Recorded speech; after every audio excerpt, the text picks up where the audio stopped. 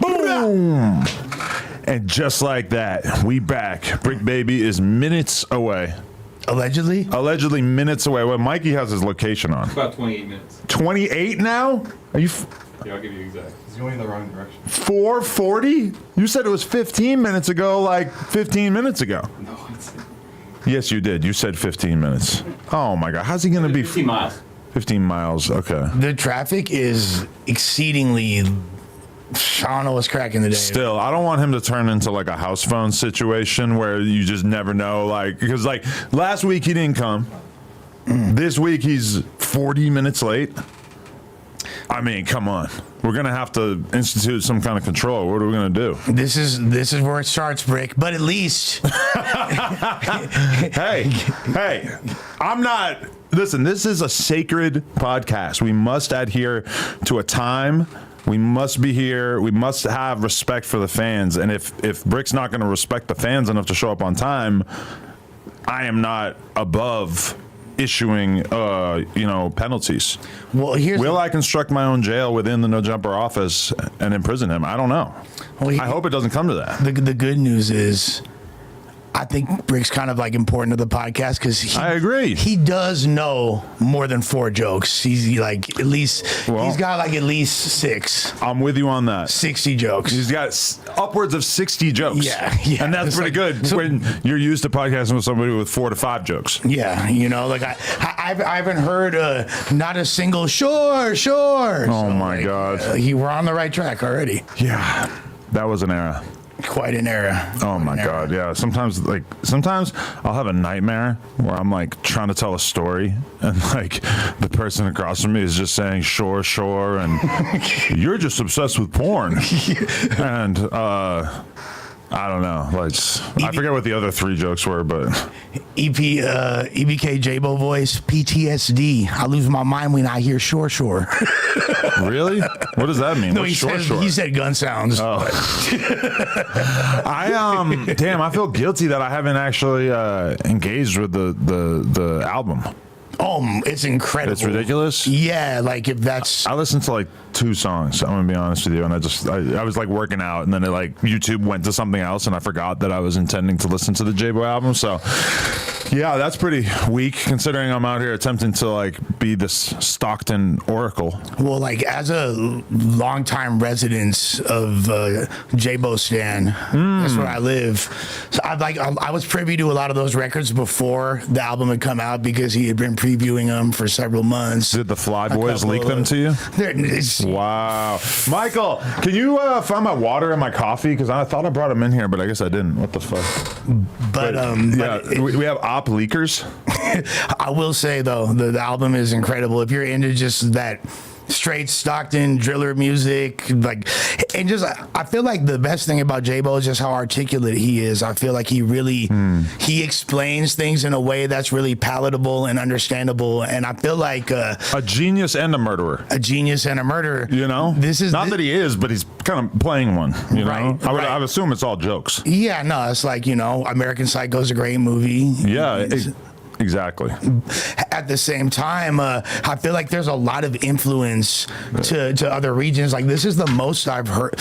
Like I'll hear beats that sound like Stockton type beats, and then I'll hear New York accents rapping over it. I'll be like, yo, what the hell? For real? Hella fools from like Jersey and Philly be low key rapping over. See, I feel like type beats. What needs to happen in order for J-Bo to really like get to like a national market is he has to like be out there more. Well, he has to be out of prison for starters, but then he has to be able to engage with all the dope drill rappers and all these other markets and stuff. Like he has to start to think of himself as a national drill rapper the same way that like YBCDUL, which we'll get to in a bit when Bricc gets here or whatever, like him going and linking up with Bloodhound Lil Jeff and stuff, and they're kind of creating these like, in groups that are helping each other blow up when it comes to the drill shit. I think that J-Bo is a little bit too much of an island currently. Yeah. He hasn't like done all the cool collabs and all that kind of stuff, and like I don't know like the extent to which he should totally go outside of his comfort zone because, like, do you want to see J-Bo with YTB Fat standing on top of lowrider cars in the streets? I don't know. It's like, that's a big decision. Well, here's the thing, though. I definitely want to see, like, 2006 era Cam Capone with EBK J-Bo. But that's a different story. Yeah, for sure. Yeah. Well, where's the J-Bo? Would the J-Bo Lefty Gunplay feature have already happened? Do you think that very well could have happened? And would Lefty actually find it within himself to try? You know, like he would have to, because there's going to be some bars on that track. I think I don't know if him trying to step outside of the box would do much more for him than pad his numbers, because like, as Draco's biggest fan ever, I never listened to the Drake joint or the Saweetie joint. They solely exist to pad his numbers, essentially, and to like push him into. Okay, but those were like swings and misses, more or less, right? Like he tried to go outside of his usual wheelhouse, but it just didn't really work out the way that maybe, like, he should have played ball a little bit more. He should have like tried to. Well, I don't even remember the fucking Sweetie verse, I'm gonna be honest. But with the Drake one, it's like when you do have a Drake feature, but it was kind of like a sleepy Drake feature. The worst Drake feature ever. It wasn't gonna be huge either way. Yeah, that's the most throwaway reference track thing that he has, and that's cool that he did that still. And shouts to him. And I know that record, like, you know. One of Draco's baby mama had spoke on like how much like income that record has generated. Oh, really? It's like that? So you know, I mean, that's his most streamed record of all time. For real? I didn't even know that. Yeah, but that's just literally because that name's attached to it. But my favorite thing, I love when rappers are too cool to care about what they should do with their careers. Right. As far as like when Chief Keef, like my favorite Chief Keef story ever is when Kanye is like, and this is right when Sosa was blowing up, and Kanye did the Don't Like remix and all that, and Kanye was recording Yeezus out in Paris, and this fool's like, yo, I want you to come out here and work on the album. Chief Keef's like, yeah, like fly me and like 6 of my friends and family out there. They all got flown out first class. Sosa was there for one night, recorded like 6.5 bars literally, and dipped because he said he didn't like the weed or the food in Paris. So how does this connect to J-Bo? It connects because J-Bo, like, why should you like that to me, like him trying to do things that are like better. But I'm not saying he should. Those are examples of Draco trying to go and make a major label hit. I'm not saying that J-Bo should necessarily try to go tap in with Lotto. I don't think that that's necessarily in his best interest, but he should be tapping in with all the other people who would actually listen to his music, because I just feel like he's in a box. And in terms of like the street audience in Atlanta or Chicago or whatever, they have no reason, no way for them to enter into the J-Bo lore, you know? Right. It's like, now granted, something like Trap Lord Ross making a big fucking documentary about all the craziness in Stockton, like that's a good look and everything, but I feel like if I was gonna be J-Bo's manager, I'd be trying to get him into rooms with all these other dudes who I think would really respect him and fuck with his music and stuff. However, they might just not really be totally clued in yet. No, and I think him collabing, if it makes sense, but I also, like you said, he's somewhat of an island, but I look at Youngboy low-key is somewhat of an island, and he never really had to do. He wound up doing collabs like later on or whatever. But also, Youngboy has been trapped for like 5 years in a apartment or like in a house. Well, yeah, you know, it's like he just hasn't been able to be outside like that. And I feel like, but also Youngboy, like,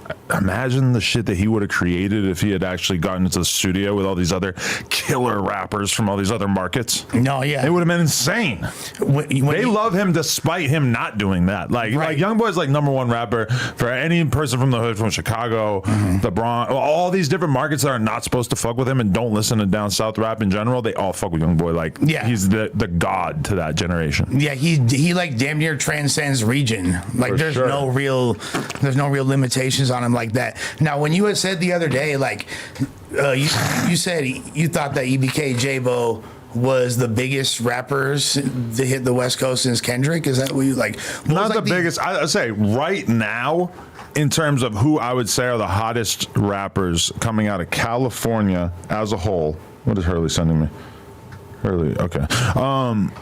I would say Kendrick is obviously the hottest rapper out of California. And then behind him, I struggle to think of anybody who I would put above J-Bo. Now, if we were to rewind the clock a couple years, you could say Roddy Ricch. Okay, I'll give it to him. Mozzie was up there at that point. Mozzie for sure still does crazy numbers. And I think Mozzie probably is like the main person that you could credibly put above J-Bo in the California power rankings. For sure. But who else? Who else are we putting up there? And so let's just stick to LA. Well, yeah, if we're sticking to that. Let's just stick to LA for the sake of like coming up with somebody who's hotter than Mozzie or J-Bo. Out of LA. I don't think there's anybody right now, like, as far as like traction and what the streets are actually jamming like that. There's, I mean, the close. Who's the hottest in LA right now? X4. But does X4 even do numbers like that at this point? No disrespect to him, I love the guy, but 310 baby. Like, I mean, like who's got like.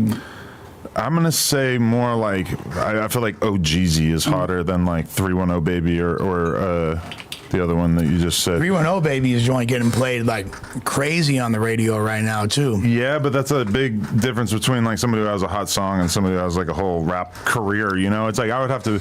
I gotta take a look at how his views are looking. But yeah, no. Wow, he's a super industry fucking. I don't want to say industry plant, but like he's just doing all these like big looks. Like he got the Saweetie feature. He's like, yeah, you know, he's trying to recapture this energy that he's had since that single. I just wonder. Well, the YouTube channel numbers are boo boo. Let's keep it a Stidnack. What are you talking about? I mean, those numbers. You got 575K, 671K. Yeah. Then like, okay, this is a tour vlog. So I can't like take that as if that like means anything. And then like, yeah, like graduation concert. I mean, everything getting at least like 500,000 in terms of the actual shit. But give it to the youngster for being like fresh out of high school. Like he had recorded that song while still in high school and graduating. He's platinum out. Like that's kind of dope. Right. I mean, like, but still, yeah, I'll agree with your statement. I think that we've never really got to see Mozzie fully flourish due to his constant incarceration and issues like that. But like, I feel like J-Bo is kind of like in that same genre of just eloquent street regional storytelling, right? You know what I mean? Like, and I feel like, but I do feel he could go a lot further because he's younger and, you know, like more marketable to a mass. I don't know. I feel like J-Bo really he could be that guy.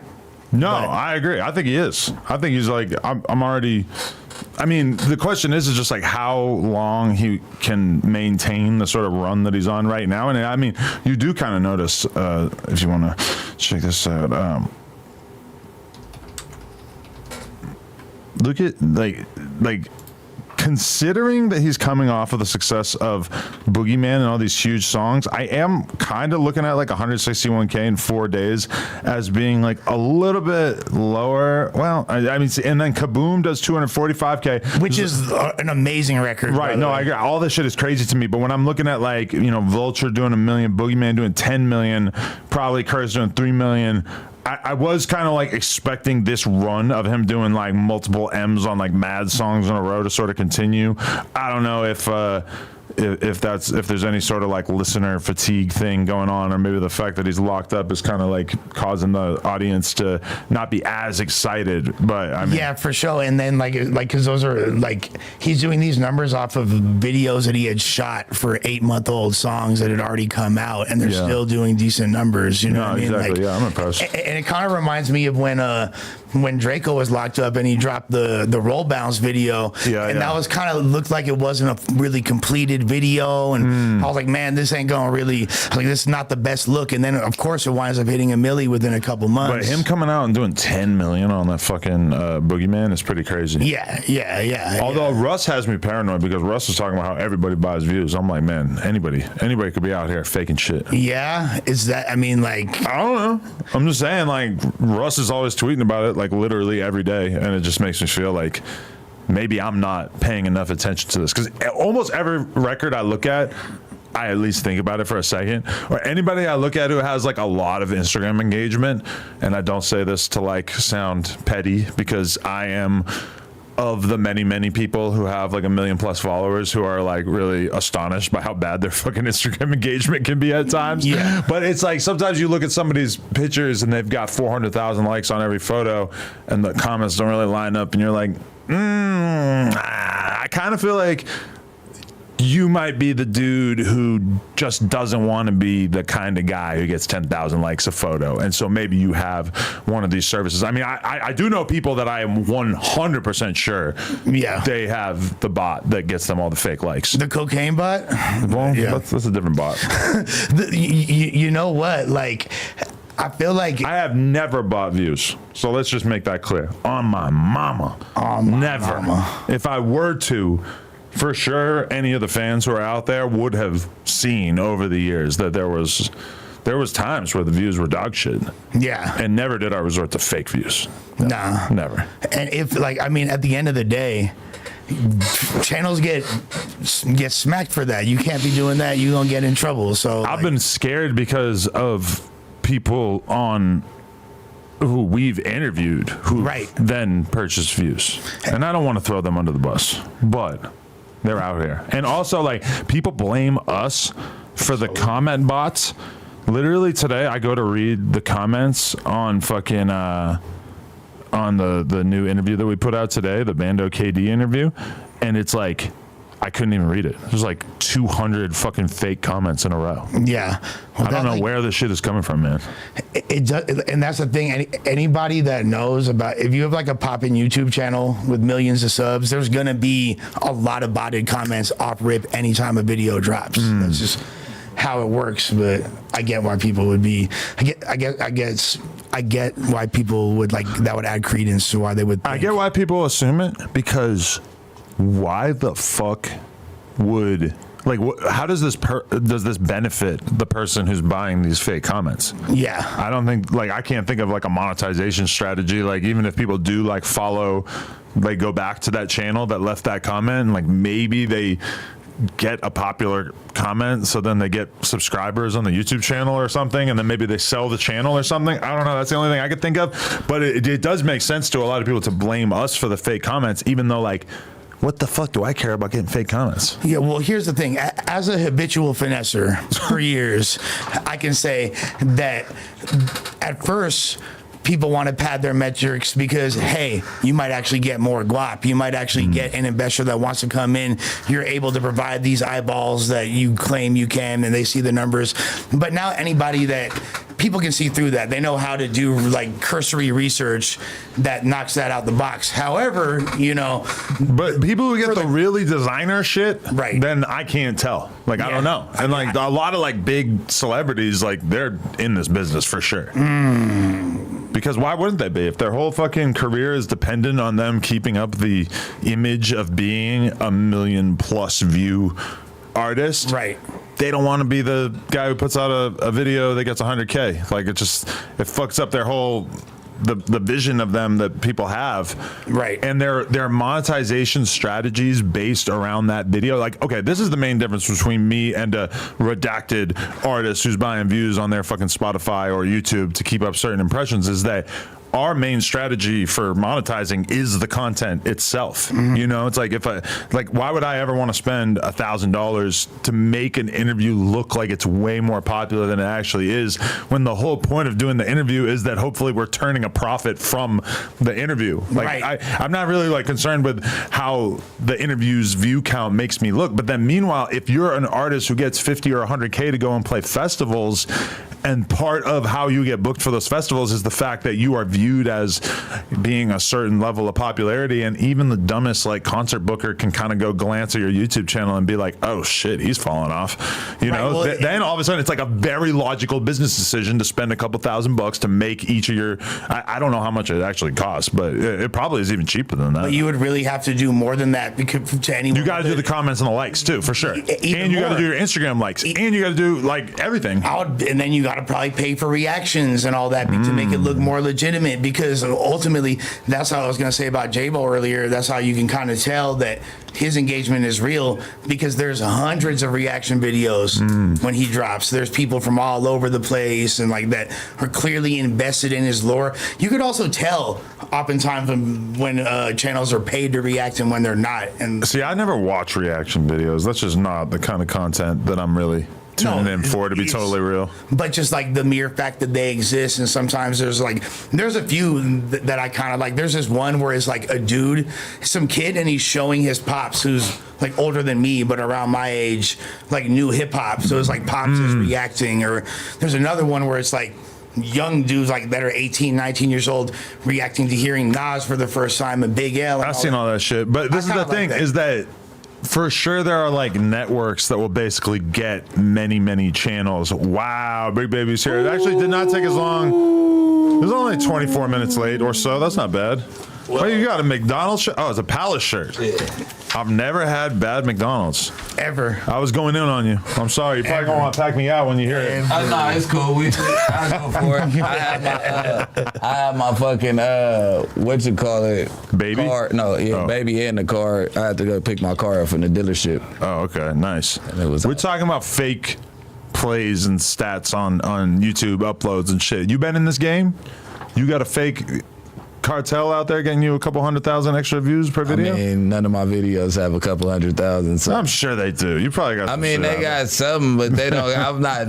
They for sure don't have enough. I don't like how Lush was treating me at the studio. What the fuck was that? A cattle prod? Yo, he's got PTSD. That's real. He had a shot collar before. What the fuck was that? PTSD. Get that. I don't even want to do it. That's scary. It's a Thunder blast. What do you do with this? It's a flashlight / But were you just gonna use it on a op or what? Yeah, in the clubs. What the fuck? Stun him up. Holy Shut him up. I hope the camera wasn't on me. I actually jumped on my fucking chair. I was like when Sus took off on Kelpie Owens. I see people doing it. It's a whole lot of ads for it too, but it's like, if you don't know your true numbers, you don't know where you need to improve in, to me, so that's why I don't do it. I would rather this podcast get an honest 50K than a dishonest 300K. Yeah, and for some podcasts, 50K is really, really good. You know, like some podcasts would be juiced to get 50K. That's true. Yeah. You know? Who's being accused? Nobody really. We're just talking about all right, because Russ is always like, he's been on a rant. Nigerian Russ? No, Russ, the white dude from wherever. That's what I'm saying. Does the one who got me did lined you say up. I run with Nigerians? Is that what you said? Fuck. No, because I'm thinking about the Russ Millions from the UK. Yeah. Shout out to him. There's a few Russes, but he's been on like a tirade on Twitter and shit, calling people out for buying fake views and stuff, and he's saying that he's one of the only people that doesn't buy fake streams, and he feels like, to the audience, from their perspective, you know, you could tell it kind of fucks him up, because there's all these other artists that the fans probably perceive as being on his level, and then from his perspective, it's like, I have a real organic fan base that actually, you know, yields me a lot of fucking money, and y'all think that these dudes are as popping as me, which I believe him. He does seem to have a crazy loyal fan base. This is what you should do. You should just screenshot with a dude, like the first 3 hours of what a dude drops, and then right after that, go back 12 hours later. It's like, no way your videos hit like that out of nowhere. And once in a while they'll catch you red-handed, because who was it, fucking Dougie B or something, I forget, but it's like, it was a video that had been out for like 5-10 minutes and it had like 200K on it already, and like, that shit just is not real. That's and impossible too. There's YouTubers that I fuck with and that I think of as successful, popular YouTubers, and sometimes I'll just happen to see their view count when their video just dropped and it's been out for an hour, because there is a weird effect, and I don't want to be acting as if I'm falling for this effect,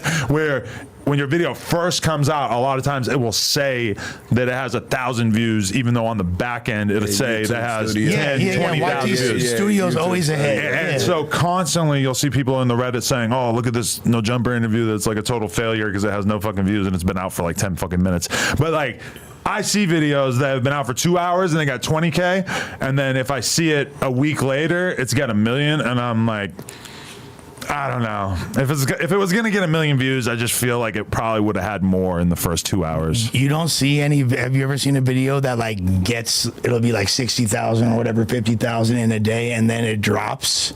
Oh, drops. Yeah.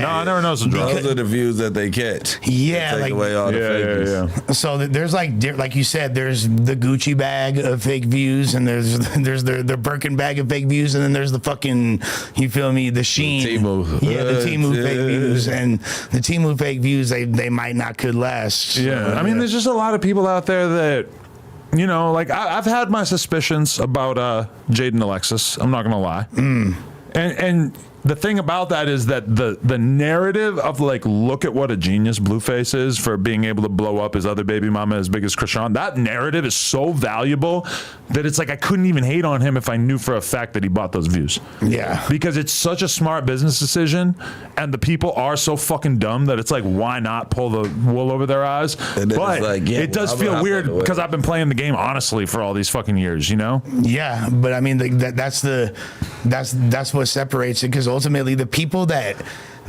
even if you're not even buying views, the people that buy features that would never rock with them, the people they don't have sustainability. That doesn't ever wind up working But out. you can Like, turn fake clout into real clout.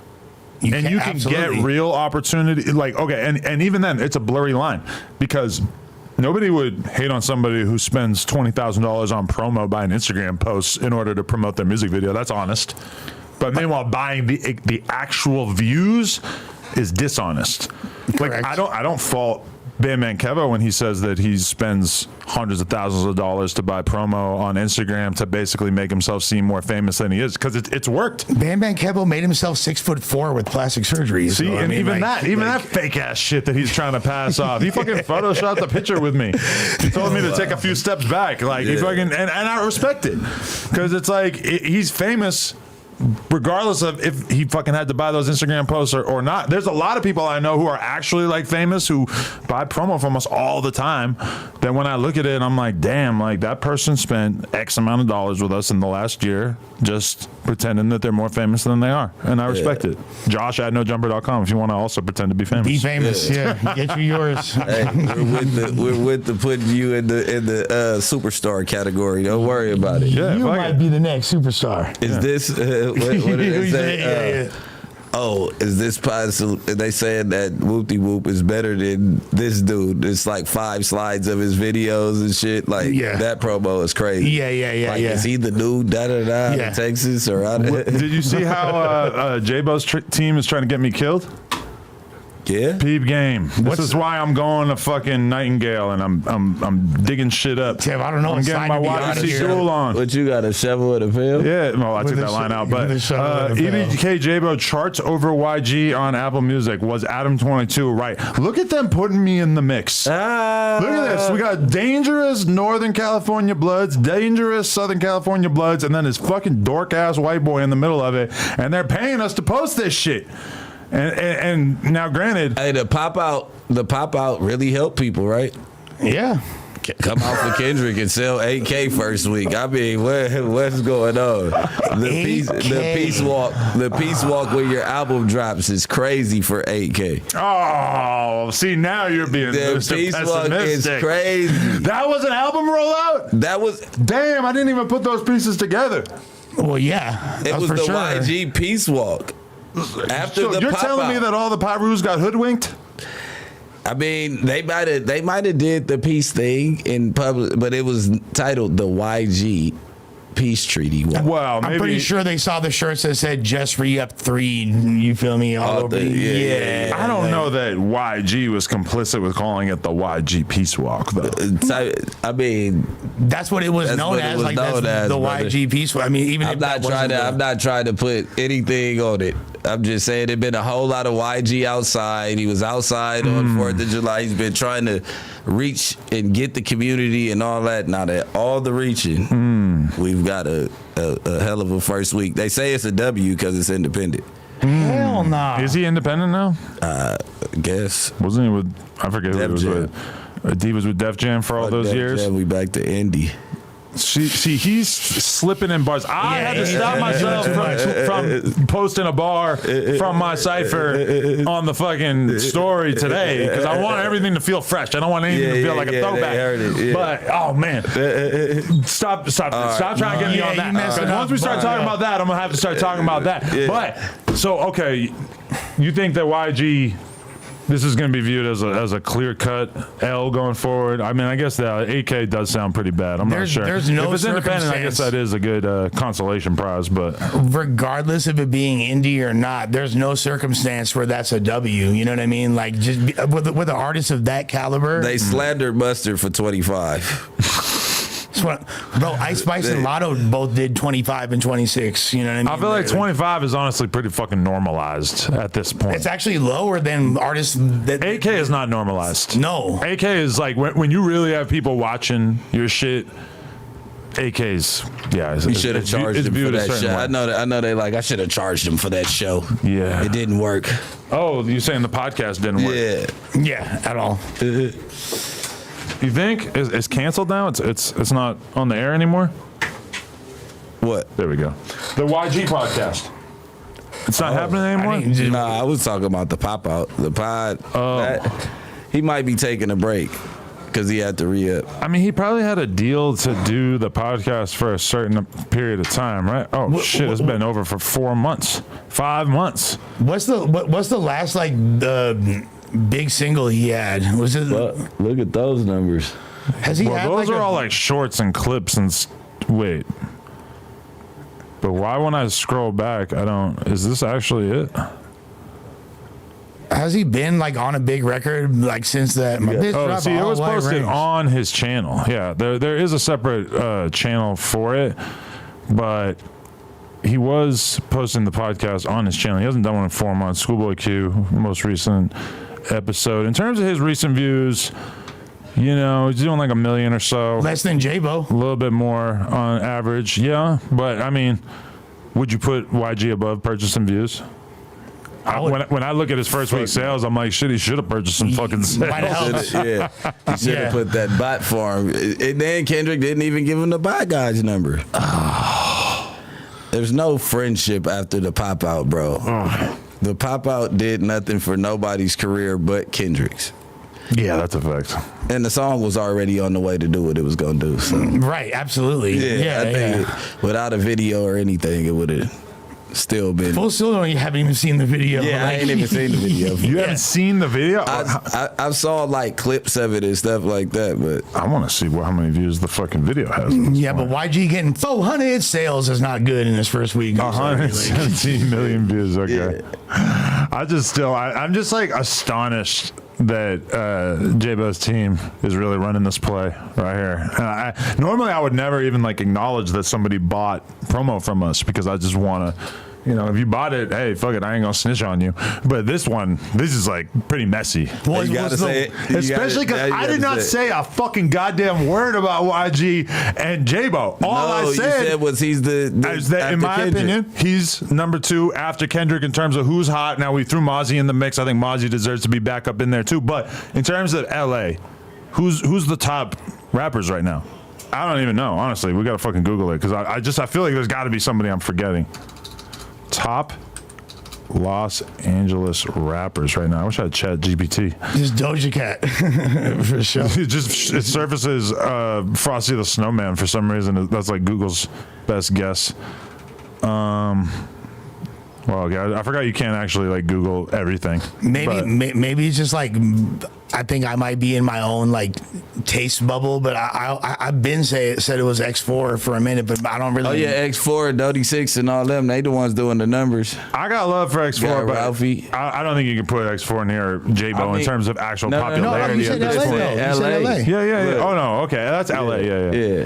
No, he is doing good for sure. I'm proud of him, and I definitely think X4 could be the biggest or one of the biggest dudes coming out of LA for sure. And look, I don't want to say too much because I don't want to I don't know how much this has been spoke on publicly, but there's a crazy X4 collab project in the works right now. Lefty Gunplay?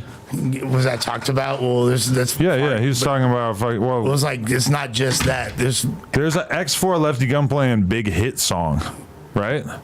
I been saw previewing a it. video. I saw a video. It's really, really dope. Is it? Really, really dope. That's good. Yeah, I was very surprised, and it is dope. I seen like, okay, Crip, Blood, Essay. Who do you think's the best rapper out of those three?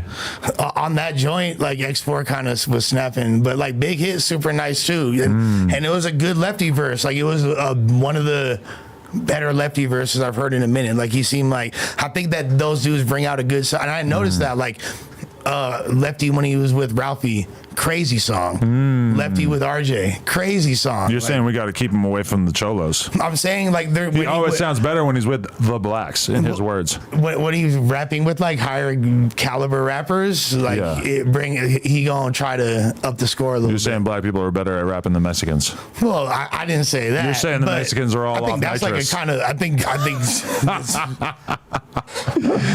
Trying to get myself canceled. Constantly nozzing. See, bro.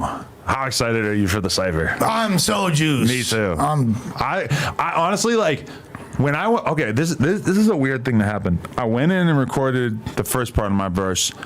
I did not listen to it even once after. Which I shocked left. me. I thought you were gonna like. I something about recording was like so outside my comfort zone, and I just felt so like I just don't want to re-listen to this. Like I just don't feel comfortable with it. And then when I went in the second time and finished it, I came out that bitch, sent it to like a couple people that I know, like really getting some reactions from people like Remo and shit. And then now I've listened to it a bunch of times, and I'm like, okay, I'm a rapper. I am a rapper now. Did you show Mrs. Grand Mason? You want to know how fucked up she is? I sent her that shit. She hasn't slapped it yet. I sent it to her 24 hours ago. No response. Is there? We've been talking about other things. I think she wants to be in a certain mental state before she listens to my first rap song. I think that she just knows that this is not something that's necessarily going to make her feel good about who she has chosen to marry. Wow, I was just like a lot more honest right there than I planned to be when I started that sentence. But nah, but you like totally like should be allowed to, considering, you know what I mean? well, put it like this. Lena is very anti-bullying. She's very anti-body shaming. She's very anti-cruelty. Oh, she's not gonna like this. She's cipher. anti-drama. Yeah. She's anti like basically everything that you have to do as a rapper, but also that I have clearly like chosen to really do as a rapper. Like I've really gone in a certain direction.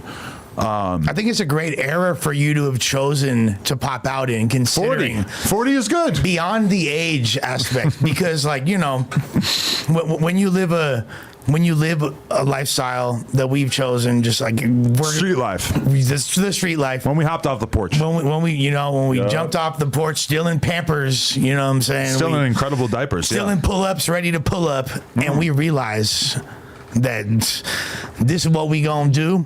There's no age. We're ageless, but We're HIV positive. HIV positive. Yeah. HIV.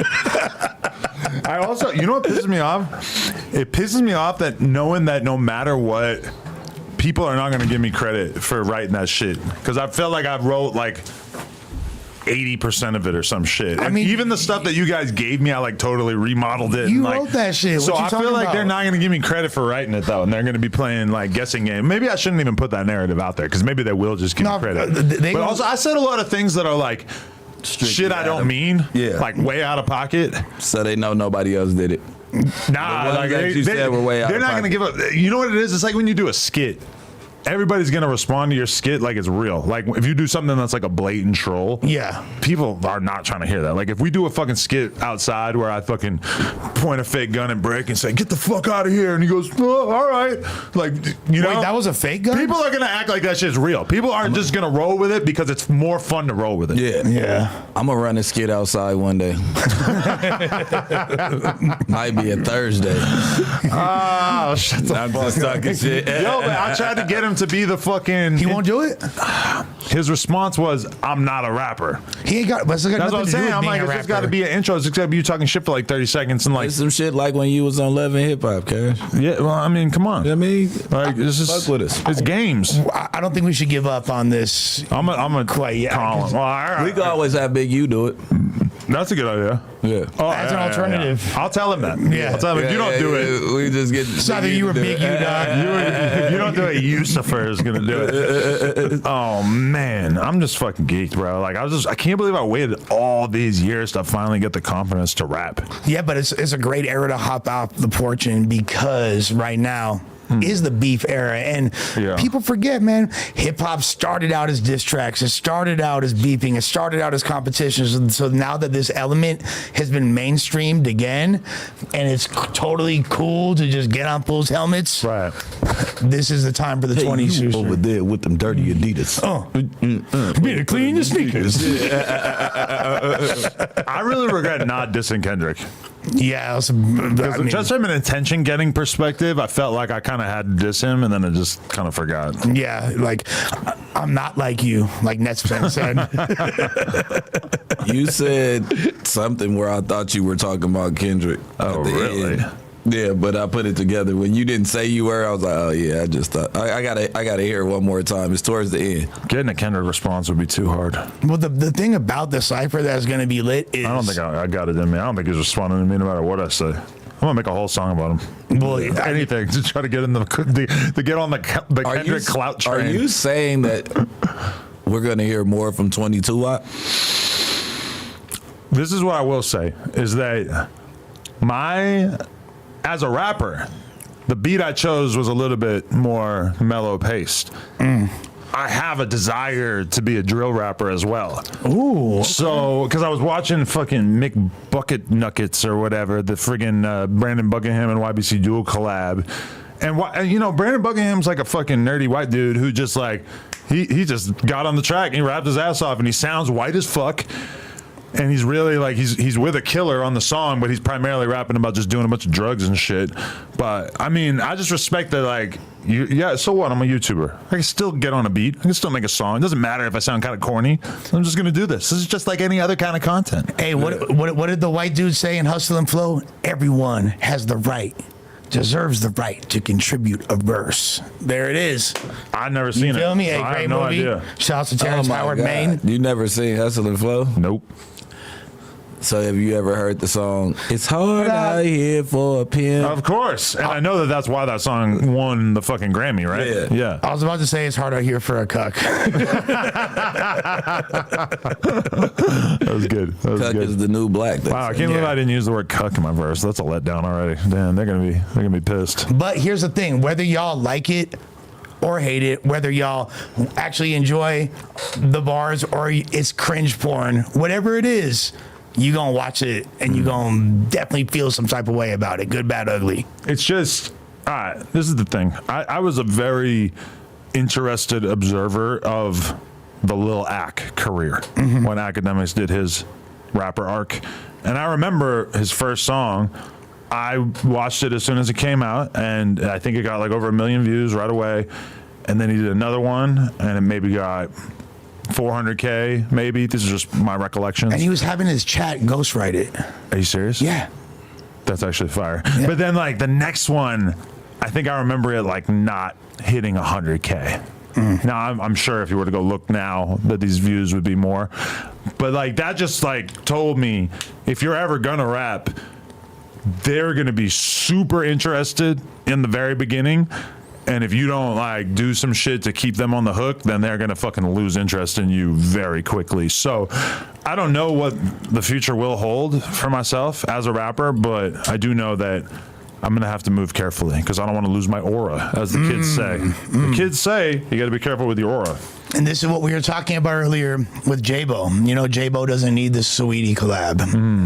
He's got his own aura. 22 WAP don't need to, you feel me, like venture off. You can stay in your lane and just drop ether To me, every few months. the Vaughn and Dreezy collabs didn't really add anything to those projects.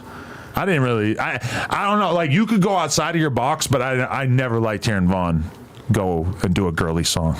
Yeah, I mean, I don't want to say anything bad about Dreezy ever, just because like Dreezy is so Real princess. Yeah, she's just like let's really call her what she is, like the best female rapper, like from a technical perspective, probably alive. Right, I didn't know that. I mean, she's so raw, bro. Like she is so hard. And Ben, go back and look at her. I like her 21 Savage collab. That was hard. Yeah, that's fire. Recycle. They ride it like a motorcycle. Her and Cash Doll got a crazy one. Recycle. Her on the what's the joint that Nicki Minaj had that Herbo was on? She did a remix of Chirac. that. Yeah, the Chirac. Her version of Chirac is incredible, bro. Like, so yeah, I don't want to say anything bad, but yeah, we Game and Tiger's version was kind of hard, right? Whose? Game and Tiger. Game and They did one? Is that okay? Because that was when they were beefing with Dirk. Yeah. Dirk diss. Yeah, but it wasn't as hard as when Dirk said, It sucked. "Tell Kylie Jenner I'm trying to fuck." What he say? When he was, yeah. Did he really say that? Yeah, he did. Someone tell Kylie Jenner I'm trying to fuck. He was dissing them. Actually, as you mentioned that, okay, let me just take a moment to say this. The most awkward thing I may have ever seen on a podcast was thirsty ass, four joke having ass AD trying to get off on the 22 stir and accuse me of teen sniping while he's sitting right next to fucking Jeffrey Epstein himself, T-Rel, who we all know escorted on a private jet an underage Kylie Jenner to another country. Did he have sex with her? We don't necessarily know, but I mean, this is just a weird joke to make given the context, especially when AD fully knows that I have never slept with the girl in question. The girl from Canada, I did not even meet her until she was 19. So AD is now so thirsty for some kind of joke to get off on the 22 stir that he's going to throw this fake narrative out there. Here's a question. Why'd you never say anything about that when you were working at No Jumper, when that was a hot topic that people were going off on? And even when you left No Jumper, it's been like a year and a half. And you never made that kind of joke before. You want to know why? It's because we really got under his skin. No, we got under his skin with the fucking the stream sniping allegations because I think that Pun is on his ass because he used the Figmunity card. This is what, like, people sent me enough clips that I was able to figure this out. He used the Figmunity card to go to New York, and so from the perspective of Pun and the other dudes, the trip exactly, he scammed his home company. That's crazy. Because if you go out there to do appearances on other podcasts and stuff, how is that going to benefit the brand itself when nobody does any content with It's you? promotion. Now, here's the important. T-Rail was there. Yes, but they didn't go on. They didn't do any content the whole time they were there. So they basically just went on vacation and billed it to Pun and Duno and Smack and everybody else who's part of that LLC, assuming that that's how it works. I don't think they got the LLC. I don't think. Well, however that may have been structured, yes. So, but either way, if you were Pun, it's an S corp. To be fair, somebody sent me a clip of Pun like being mad, like really kind of like egging it on, because from his perspective, it's like, why the fuck am I on the hook for a percentage of the money that it took for you to go out there and do shit? Now, here's the thing. AD thought that when he went out there that he was going to do content with Joe Budden and academics. Understandable. He didn't realize they don't want to talk to you unless they can talk about me. And there's nothing new to talk about in terms of me. So AD's got to prepare himself for the gradual descent into cloutlessness that he's been on for the last however many months or a year plus, because at a certain point, it just becomes boring to do a Rory and Mal podcast in order to talk about Joe Budden, you know? Now, Rory and Mal, to be fair, they've built themselves up. Their content's doing pretty good, so people want to have them on their podcast in general. Well, and also they're just like good conversationalists, so it makes sense to bring them on. It makes sense. But AD, not the conversationalist that Rory and Mal are, so he's left here scratching his head, sitting on his ass in his diaper outside the club, just wondering his diaper. Why is Ack not calling me back? Why is Joe Budden not calling me back?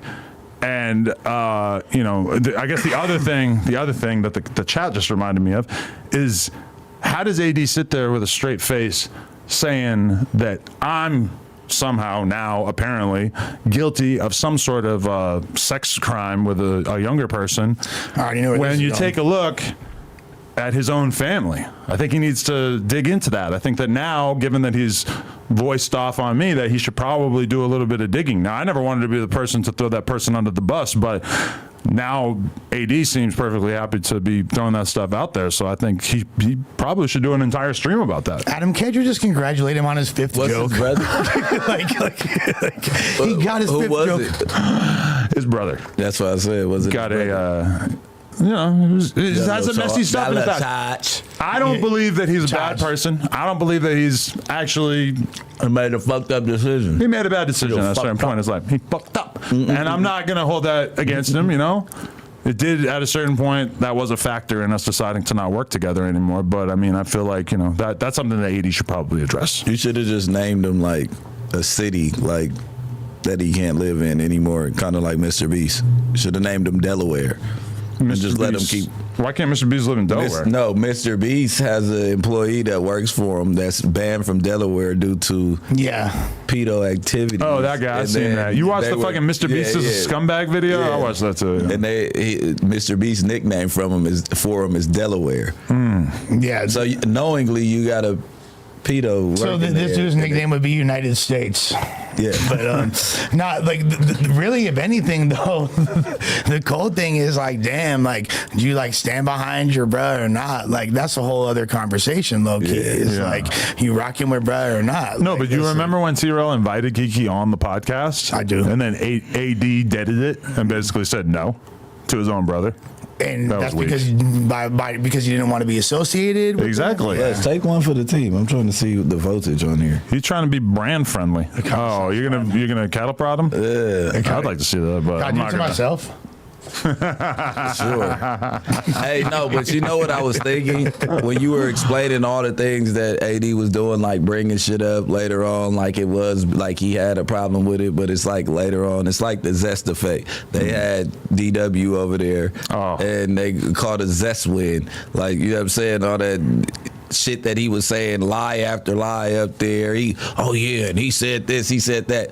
Wait, you call it Zest Wind? The Zest effect, yeah, Zest wind. I didn't watch the DW pop, but It's like the Santa Anita winds. Yeah. They blow in and they affect everybody. Zest You know what I'm saying? residue. Zest. So you're saying that DW Flame made AD zesty through? They didn't even do a podcast It's together. too much interaction. Once you touch one of the friends, the zest. You know how, like, when I came over here with you, I got a little. I object to DW Flame having any sort of zesty. I'm not saying Yes. that he just a little zesty. I didn't say he was gay. Right. But T-Rail, though, he's really zesty. You say he's gay. I don't think he's gay, but I think that if he were being 50%. honest with himself, he would be living the life of a gay man. If somebody pulled out a dick in front of him and nobody was around and it was a handsome guy. You think he would suck it? You think he would suck it? I don't know. We got to put a fucking PI out there. We got to take a private investigator. And have him Catfish? go We should draw set him that. up. Yeah.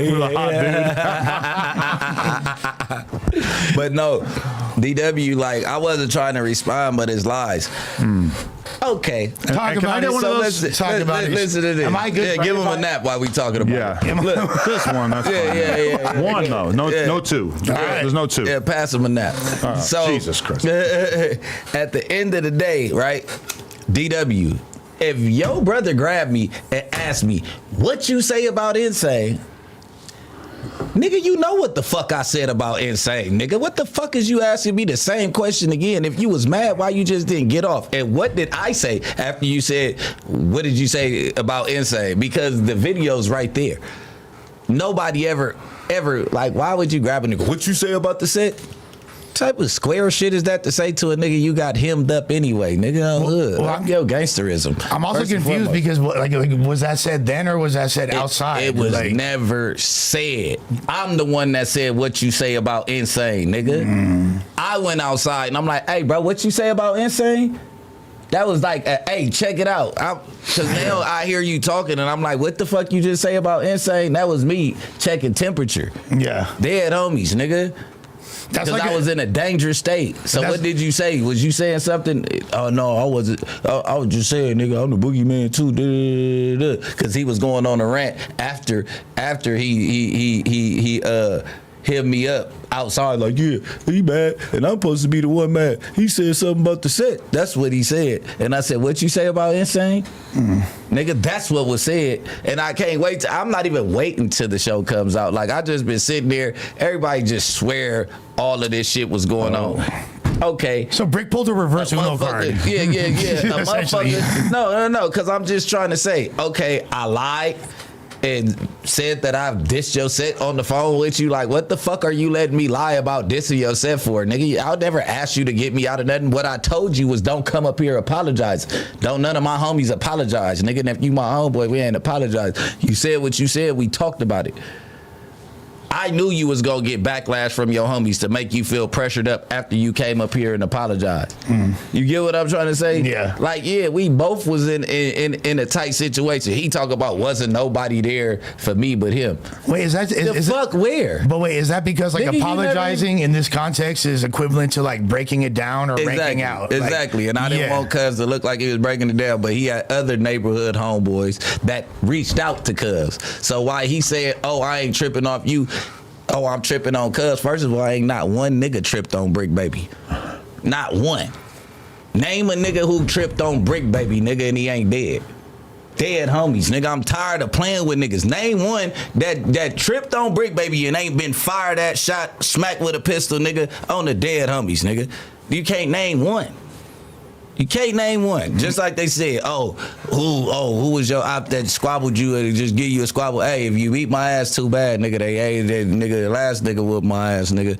Oh no, nigga, he might be swimming in the ocean with one arm trying to get back to shore. So, bro, I stole a cigarette from Bricc one time, and like my house is still riddled with bullets. like I thought we were friends too. It ain't even that. It's just like I don't know people who play with me. Every time I feel like I'm being played with, I turn into something else. So it's like, bro, niggas ain't never played with me. Niggas ain't never had no altercation with me, and we could leave it at that. We disagreed a couple times. So me and P Nice agreed not to talk about it no more because it was getting old. But I guess they a motherfucker starting the podcast, so they gotta bring up the only highlight. Bring up Nick Cannon, nigga. The fuck is you talking? Bring up your accolades, nigga, if you have any.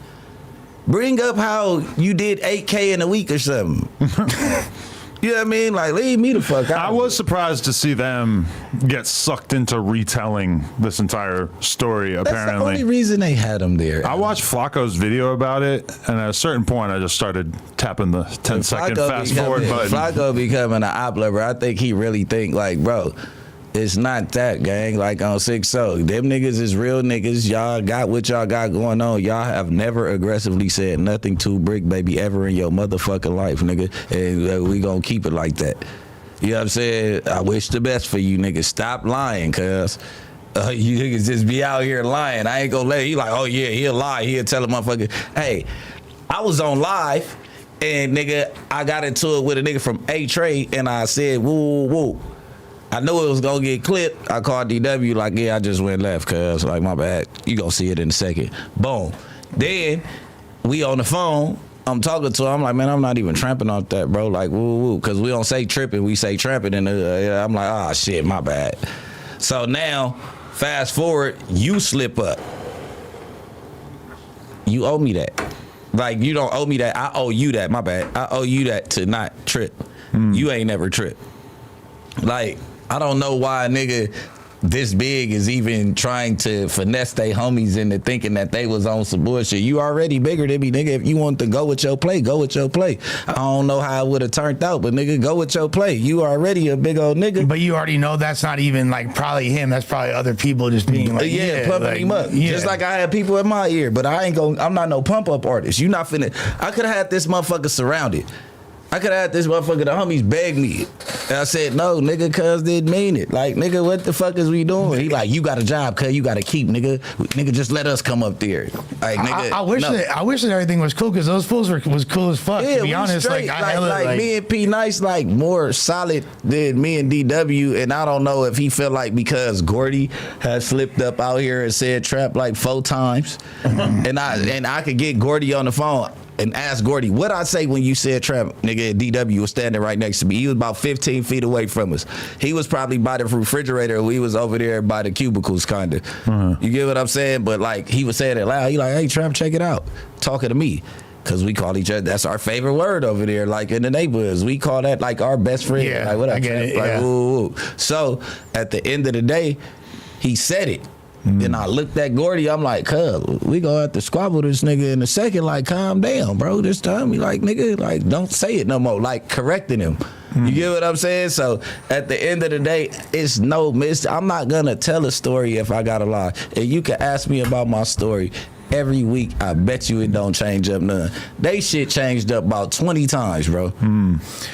I can't believe it's still a thing. I'm like mad confused. No, like they that. bought Like, it back up. That's the only thing they have. Nigga, how many niggas from 20s have y'all pressed and hemmed up? Nigga, none, nigga.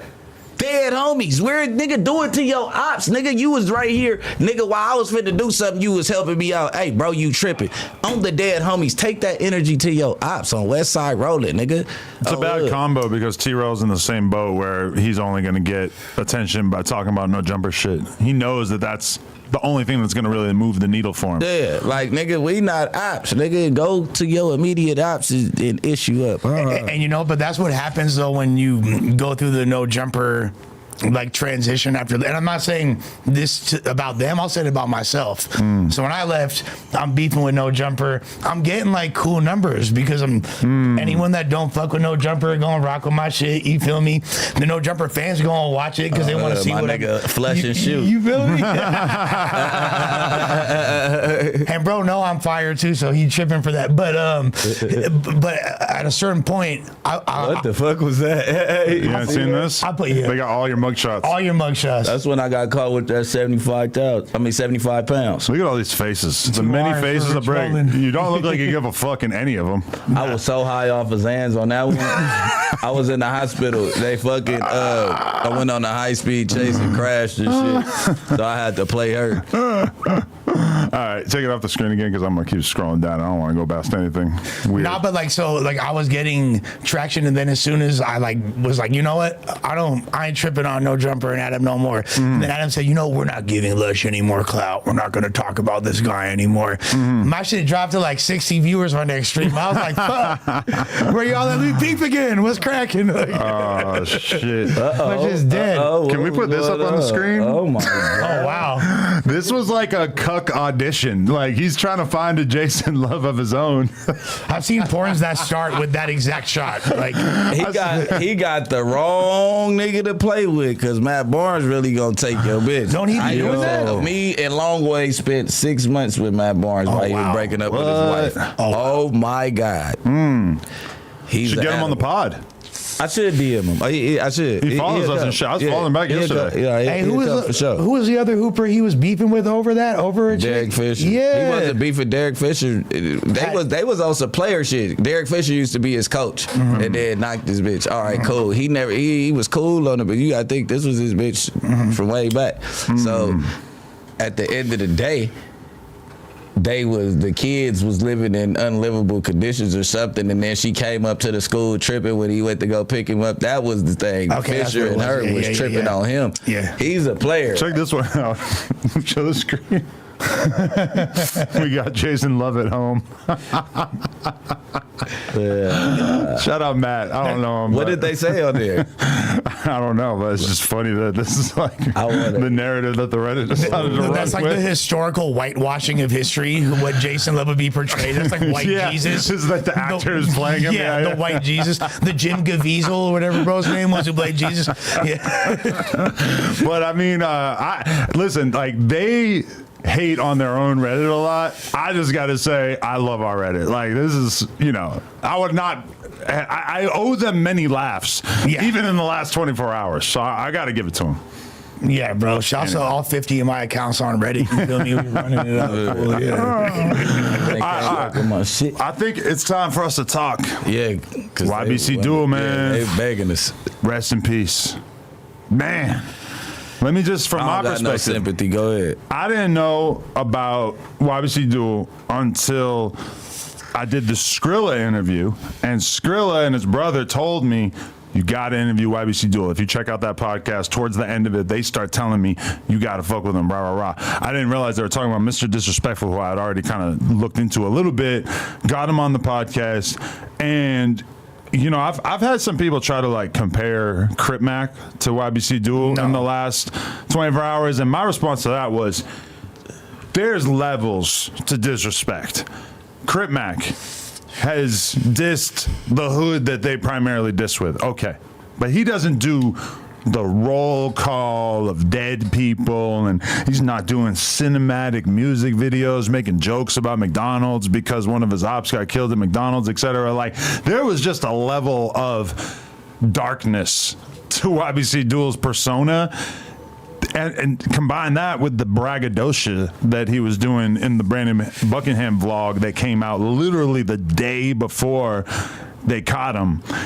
And I mean, it's like, I don't want to see anything happen to these people, but at the same time, like, holy shit, man, he was really tempting fate with some of the moves that he was making. I mean, be like, so rap career aside and all, like, you know, music or whatever, I think that a way more accurate comparison to him, low key, is like the Taker fools, like that level of disrespect. Oh, you know God. what I I mean? said that in one of my unreleased songs coming out. I said I ain't know that. I said I would smoke on my op, but I ain't know him. I just smoked him.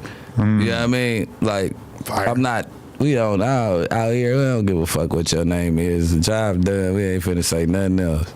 They're way more like other cities. Yeah, like they know like they name, because there's no gang. These people that they been growing up with and all that, like these motherfuckers was bullying them in high school and all that shit. Like, you get what I'm saying? Yeah. I don't know. I just don't understand what you get out of screaming a dead man's name after he's dead. So But that from YBCDUL's perspective, I mean, that was pretty much what he was known for. Like, his music, probably nobody would have listened to it if he wasn't putting that kind of content in the lyrics, realistically. And like, he made that clear in the interviews. He didn't really think of himself as much of a rapper. He was just doing this because he had people that he wanted to disrespect. And I also, rap. I also though There's think not that- even the surface layer of like, oh, I'm just an artist. It's like, no, I'm here to disrespect people. I am Mr. Disrespectful. I think we have a skewed perspective though on Crip Mac as well, because we know him like for real, and we know that like his heart is very different than what people see of him. You know what I mean? With the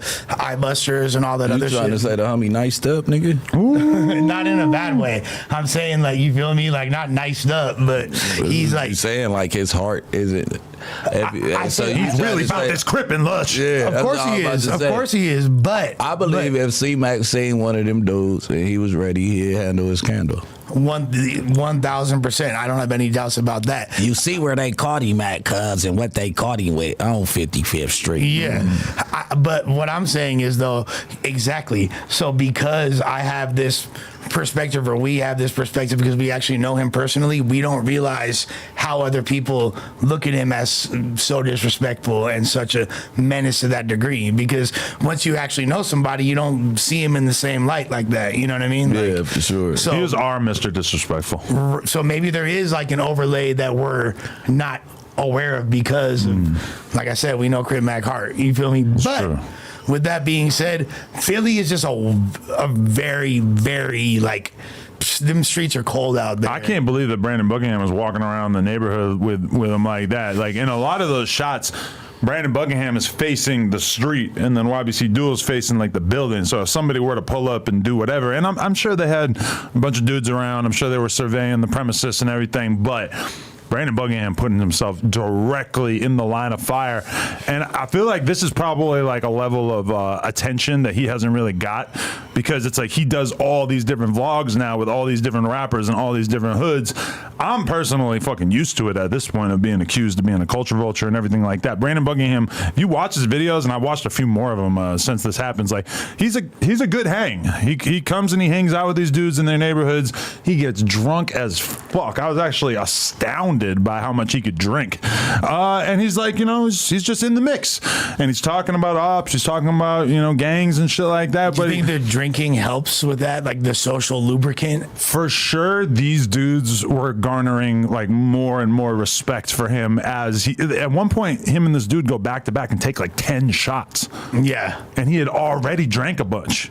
I was like, bro, Brandon, you're fucking crazy. But like, Go ahead. I just know that when I was around, like, I'll just use kicking it with Sosa and them. When I first was around those dudes, I had no intention of mentioning ops or anything like that. But if I would get more faded and more comfortable, then that starts coming out. You know start what I mean? dissing their ops? Type shit, like just because, Wow. like it's like you're You like was over there bapping for bap. just using certain words Capping that for cap. You were like, hey, fuck FBG Doug, right? just you. No, I did not say that. He off his ass talking about, hey. he For shoulda sure. ducked- You were he like, shoulda man. ducked him, bro. You were about, hey, Sosa, hit this, man. Fuck it. GD suck, bro. Hey. You know any of that? I had to tell my little brother who is DJing at a spot. I was like, "Yo, don't play." He was playing Right Now by FPG Jock. I was like, "Turn it off, bro. Did you- We're about to be here." Like Did you pass him like, hey, you want to hit the tuka? shit, for example. and Off I'm the not saying Zans, for sure you would do that if you didn't know any better. Because Yeah, but it's not even you don't know any better. It's because that's like the word that's being used to describe that, and then it winds up. So if you're in that environment long enough, you start acclimating or whatever. I could see him just feeling comfortable, being faded. So when you were with Sosa, that's when you got the GDK tattoo? the eye buster Now covered on my up? forehead, Oh, yeah, okay, yeah, okay. yeah. Just checking. Yo, so I was saying that during Skrilla's interview, you could tell that dude, Mr. Disrespectful, was uncomfortable. He like, I ain't supposed to be outside. Like, did you see when he kept saying that shit? Skrilla? No, Duel. Mr. Disrespectful. Yeah, what is his name? Duel. Yeah, YBC Alright, Duel, yeah. Mr. Disrespectful, yeah. Yeah, so he was out there like he knew the shit that the amount of trolling that he's been doing and talking about shit. And I wonder, was he sliding on shit? It's a good question. Because it's like Unclear. Yeah, because you saying all these names of these dead people, like how many is to you? Personally, I feel like there's no way that his neighborhood would have been letting him go out there acting like that if he wasn't respected. And I don't really think that, like okay, you could get that respect if you're the rapper. But he wasn't really like the rapper. He was just like, became a well-known rapper because he was dissing his ops. So it's like, I feel my instincts are he must have done some shit. So was he on his skinny? Was he on his like? He was on his like 95 pounds. No, I'm talking about skinny. Is that the dude that was around AR at? Oh, I don't even know. The little slim dude that was like, yeah, man, I'm on the run for a year right now. You remember he was telling on himself? It's been a while, like, but I man, don't- he yeah, don't come in unless he just smoke something, man. Right. You know what I mean? But at the end of the day, I just don't see a person doing that amount of killing talking about it. It's just like, I don't know. I can't say it. I can't. Yeah, but I mean, we've seen it before. And fools are super high, dude. Like as to where there's no like filter, like Nah, it ain't no filter, a nigga the rest of your life in the cell jacking off and getting bussy. But somebody like Bloodhound Lil Jeff, I mean, he was putting it out there more than Vaughn, But he never more said than the anyone. names. He was just mentioning events and then Yeah. like around it. You're and right, then yeah. you got Chicago. That's like a no-tell city. When do you ever like this duck shit was like one of a kind? Like when do you ever see the other side snitch on a murder in Chicago? and also like if you listen to the drill in the East Coast, it's every single bar is disrespecting a different op by name. Especially in the Bronx. Yeah. That's That- normalized in the Bronx to an extent that Chicago is not as crazy with it. Yeah. But also because the Bronx is a bunch of super young ass kids. Like, Yeah. they really don't know any better. Yeah. But they're literally saying every bar it'll be like the setup bar. And Jimmy got hit in his brain. Yeah, exactly. Timmy Like, yeah. knows his thing. JR got slipped in the middle. Yeah. And I robbed that for a shade. Yeah. That's every single bar. So it kind of makes sense. that Listening to Use G's, he's the king of that. it's like listening to Cannibal Corpse in the Literally. sense of like that's how morbid it is. And then Mr. Disrespectful, same shit. Like he went in that direction where it's like you will very rarely get more than a bar or two without basically directly referencing death and murder. And Use Jesus is like a great reference for the metal aspect of it, and because his voice, you know what I mean, he sounds like a demonic like metal singer, damn near. Like he doesn't rap, he like demonically growls. You know, Definitely had that vibe. But yeah, man, it's still sad to see him go, even though he had absolutely kind terrible. of built his whole platform up on you know, a lot of the stuff that obviously contributed to him getting taken out. But I don't know. How many times did he get hit?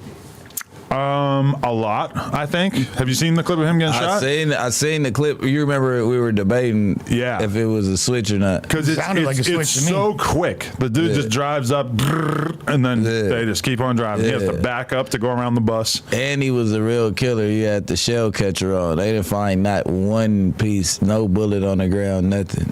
Wow, and they found that car torched. Yeah, the other car torched. So it was a G ride already. So they like 100% in the clear. They never popped out. They never did all of that. 100% in the clear. So you're saying that somebody would have to like directly tell on them, or Yeah, one of their boys I have to tell on them that know that they went on the skit. Cause like how else? We didn't see their face. We didn't see them hanging out. Or I mean, you know how it worked where they follow the cameras around and see where somebody hopped out at. I mean, I mean, it'd be dependent on shit like that. At this torching point. the car. I mean, like. But they torched this car probably in a blind spot that they knew about where there was no cameras around. No, that's what I'm like, saying. Come on, Like this your city. If you go torch the car outside of in the forest or something, you definitely like, oh, I'm finna go right here. You know there are no cameras right here. Yeah, You know? yeah. somebody who definitely had an opinion about it was his father, who took to his Instagram account or Facebook perhaps saying, "Hey, all of my son's friends and family, etc. I am Duel's father. I was handed over all my baby boy's belongings this morning by his close." Am I going to be able to make this bigger? I guess that's a little. Whoa. You can make it bigger. I can do this. Pause. Massive pause. Okay, there you go. This morning by close friends, and I wanted to clear up any confusion. My son Abdul Vix was murdered yesterday afternoon in broad daylight while sitting in the back of his car alongside his friend, who was also shot in the hand. My son was not on a bike when he was killed, nothing of that such, so that video going around is not him. Stop the false news. I know my son did not live a life of a saint, but I was not born yesterday either. My son was targeted in some setup plot. That's the only way they could get him from up close like that, and I'm standing on that. For someone to be able to walk up so close to his car was the first red flag for sure, and I promise we're not going to stop till you dudes are exposed. I spoke to my son the night before this all went down, and I just couldn't understand why this talk out of all days felt different. Pops, it's been weird. Cars passing me by for a week now. I don't know. I just feel weird whenever I'm in Philly. I swear, whatever you was running from, son, they was watching you closely, and I'm going to expose it, man. I can't believe it all. I can't believe it. I won't ever want to believe this, and I ever going to shut up because I wanted you to beat the odds, son. I told you the street's a nasty game, especially where we come from. Now I have to bury my junior. My family and I would like to thank everyone for their love and kind messages sent out to send out my boy. We lost a real one. May Allah forgive him for all his sins and make his grave spacious and full of light. Ameen inshallah. Rest easy, my son. Abdul Qadar Vix. My heart will forever have a black hole in it after this one. Parents, save your kids from this life before it's too late, because I can't even explain this feeling right now. Damn. I mean, like it's terrible to have to see a grieving father. You know, obviously. Wild so shit, bro. You know, our condolences to him. At the same time, you don't really need to dig too deep to expose what happened. You know, like as far as maybe the specific incident, yeah, but like your son respectfully was indulging in egregious activities. Yeah. So that car-to-car shooting wasn't him. He No, said that was. somebody walked up. No, he's saying that didn't said it happen. because wasn't a bike. There was a clip of a dude on a bike getting shot. No, but he said nobody would have been able. He said he was sitting in the back of the car. How could somebody walk up that close on my son? Maybe when he put that statement out, he hadn't seen the video yet. Oh, okay, so that Because- was confirmed. The video though. Yeah, So, that one is definitely the real video. So right. I guess maybe he thought that somebody just walked up, because when you actually watch the video, it's like, how did that need to be a setup? Well, he mentioned a bike in that statement as well. He said he was. He said it wasn't the clip on the bike. Yeah, I guess it was a video of somebody getting knocked down. There's a dude who got killed in Philly like a couple days before this, and the video was going viral. Just people tripping about how crazy it was seeing this dude fucking fall over off the bike and die. But that wasn't him. That was a completely separate situation. I mean, Philly's probably the most dangerous city in America, damn near right now. As far as big cities, I wonder what can they do to stop publishing these shootings. It's like making it too regular for kids. Like, we never got to watch the shootings on our phone. Like, Hell everyone no. that They got body cam footage of everything, and I don't think there's anything legally that could stop that footage from coming out. You know, it'd be like for the kids, like, this is what they waking up to every morning. So, like, oh yeah, if it gets so normalized. Yeah, it's like that's why they drilling like how they drilling. Imagine having to see that of your homie. Like, it's one thing to have your homie killed. It's a totally different level to see him get laid out on and to have the whole world watching it and having to read hundreds of thousands of comments about it. Or whatever. I showed you a crazy video of my best friend. You did. Seen it? Yeah, that never came out. Hell nah. Nigga, kill a nigga that come out. That was crazy. What's that job? He ain't no rapper though. It would have been up. You know what I mean? What's that job called? I think they're called like steamers or whatever. They're those you see them all through LA. It's like the white cars, the white future like cyber cars that have like the red lights on top of them. Anytime there's a crime scene, they get there before, like they're the first fools on site, like filming, you know, and that you could like find that online for pretty much anything, like the Citizens app and all that. It's like full of that. That's like a whole job the fools have now. Can I tell you a sidebar? Something I saw on YouTube that was like the most fucked up thing I ever seen. This dude, he leaves his kid in the car sleeping. Kids 2 sleeping in the car seat, and the cops like, well, whatever. Like he goes out to get the kid and realizes the kid is fucking dead, and he told the cops that he only left the kid in there for 30 minutes with the AC on, and when they actually do their fucking report, they find out this fool left his kid sleeping in the car, goes into the house, gets distracted playing PlayStation for 3 hours, and leaves the fucking kid in the car. And I didn't want to click it, but also like I felt like I had to, because it's like I don't want to fuck up as a dad, you know? So it's like when it comes to being a dad, I try to be like extremely cautious.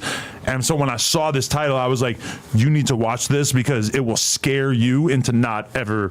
Obviously, I don't think I'm at risk for making that kind of error, but like, how the fuck did this guy leave his kid in the car for 3 hours? Imagine having to face your fucking wife after that, bro. Man. And now he's being charged with murder. Which not even surprising, right? But he like should be. And he's trying to take a shower before he goes to the police station, and the cops aren't letting him take a shower, and he doesn't understand why.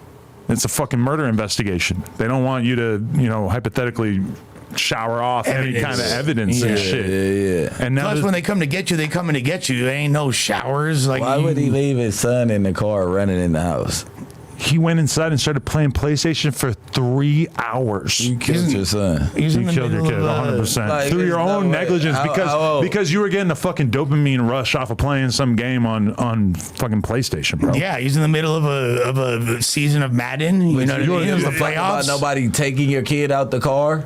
If the AC was on and the key was inside, like, that means you're supposed to do that for 30 seconds, a minute. Yeah, because for sure, like when Parker was younger, we would be on a drive, she'd fall asleep in the car, and we would leave her sleeping in the car, but we had the fucking camera, so we could hear as soon as she woke up, so we could just go out and get her.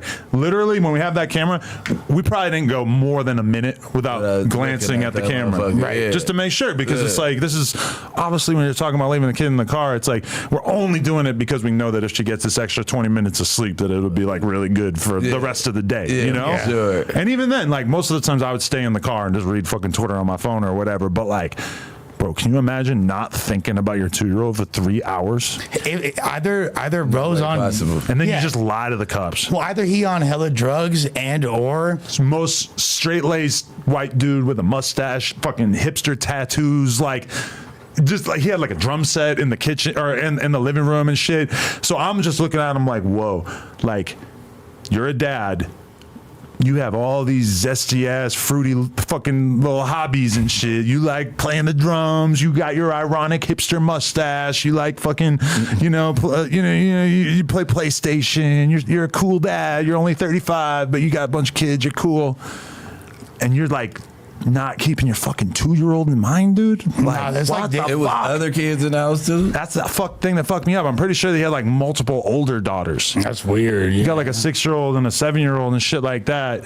So that's to me even more fucked up. They're like, wait, you got enough kids to the point where you can just forget about one of them? Well, it's almost like it was done subconsciously or / like intentionally. Like he wanted, like he has this resentment towards his child.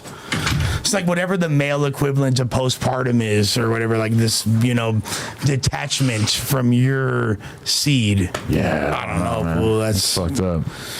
But just to go back to Duel, I feel like this has kind of opened this can of worms for something that's even like more. Oh yeah.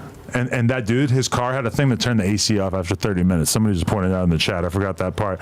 But the AC would turn off after 30 minutes. Which, to be fair, like, why the fuck would the car have to stay on longer than 30 minutes? What kind of parent is leaving the fucking car on for 30 minutes? Why would you need the AC for longer than 30 The whole minutes? car shuts down in 30 minutes. The new cars would be like 2 minutes to shut down if you don't like. yeah, because your battery will die. Yeah, you just sitting there wasting gas. So they're like, all right, we're about to shut the car down. Because my Tahoe does it, and then the other car. I feel like part of the problem is that everybody's used to like your iPhone just kind of does everything for you. It's like ridiculously user friendly. So you don't even like like this dude, he doesn't even second guess like how his car works. He just assumes his car is going to work the way that he wants it to work, which is he wants it to stay on and have the AC keep pumping for hours and hours and hours. But the thing is even if the kid woke up and the AC stayed on, your kid's going to be sitting there for 2 hours and 45 minutes crying in the car and you forgot about it? I mean, that's fucked. yeah. Bring the baby inside. It's not that, you feel me? Like, I left my dog in the car when I went to 7-Eleven for 2 minutes yesterday, and I fucking felt pretty scared. I was like looking back at him like while I was in line, like making sure he's okay. yeah. That's a goddamn dog.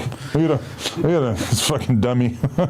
Ralphie in the building. It's honestly like, yeah, like I said, Philly for sure got the most, and I know it's gotten worse as far as how dangerous Philly is, because I was out there like a couple years ago and I was on South Street, which is like their Melrose basically, or there's Sunset type thing, and there's fools are popping off right there, and I'm like, For real? this is.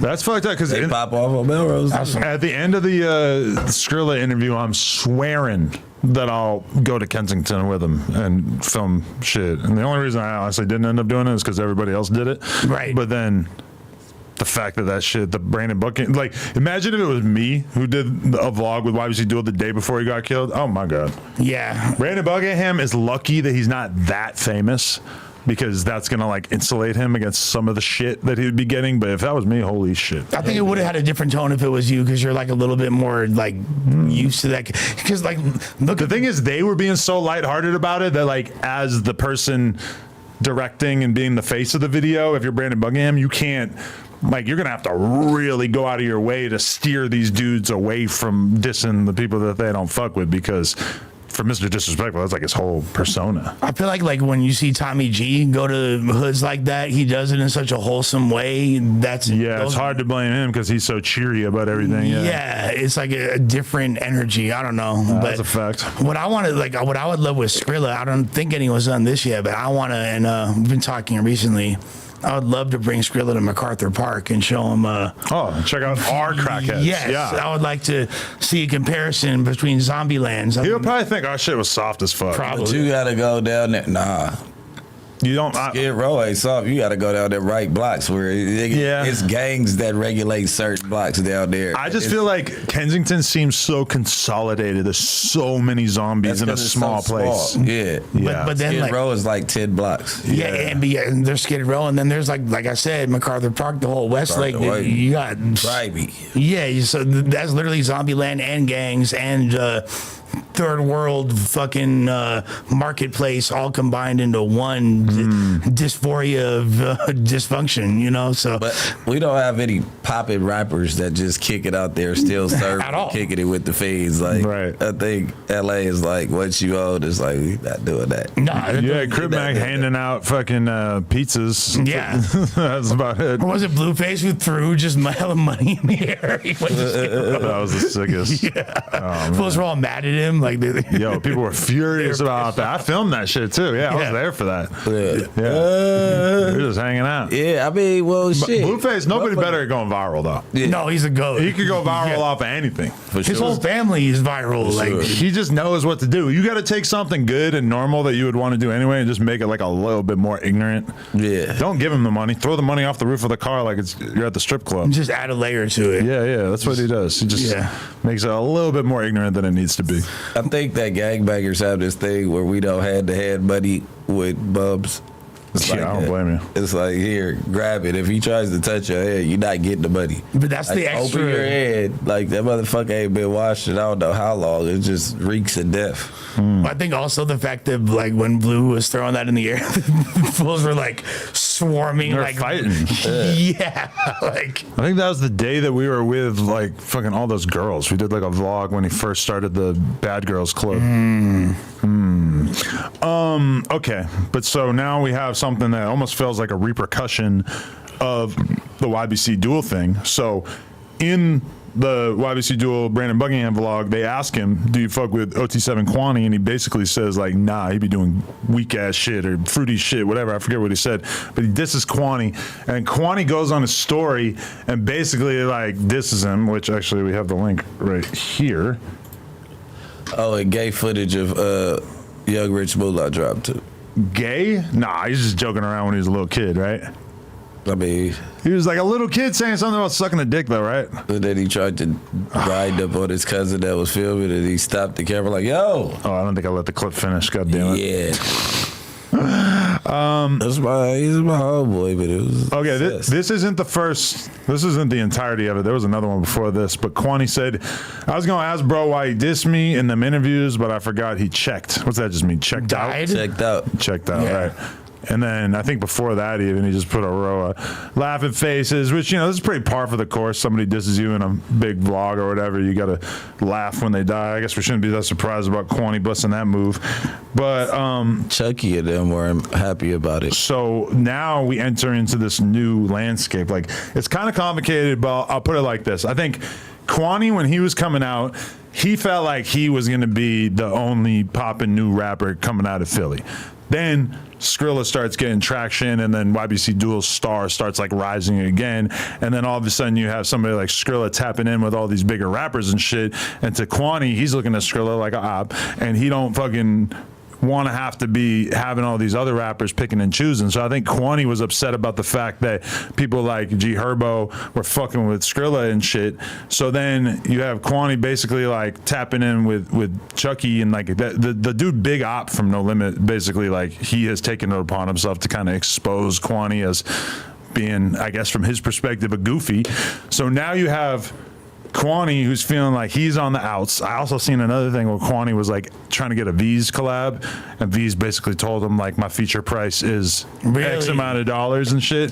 So I feel like Kwani is like in a weird spot now where he was like the cool ass Philly rapper coming out, and now the fans are starting to look at him like, oh, OTF and No Limit don't fuck with you. Now we're looking at you like you might be a goofy, and the more of these instances that pile up, the more that Kwani's image to a lot of these fans might be like really fucked up. Because the thing is it's not like Chucky's like beefing with him.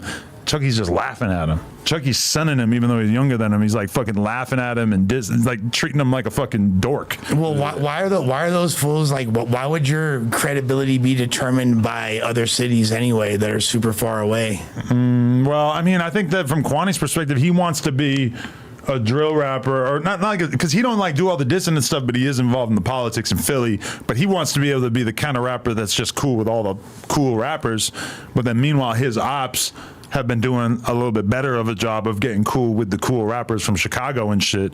So now Kwani's in a weird position. I feel like Kwani was just kind of like doing too much from their perspective. Like he was not being as reserved as they would maybe respect. Kwani, you got to go east. You need that Central C collab. You feel me? Like, I don't know, but I mean, when Kwani chooses to do stuff like have a little parade and be laughing at fucking Duel when he dies, you're 100% picking a side, and anybody who fucked with him is not gonna ever fuck with you.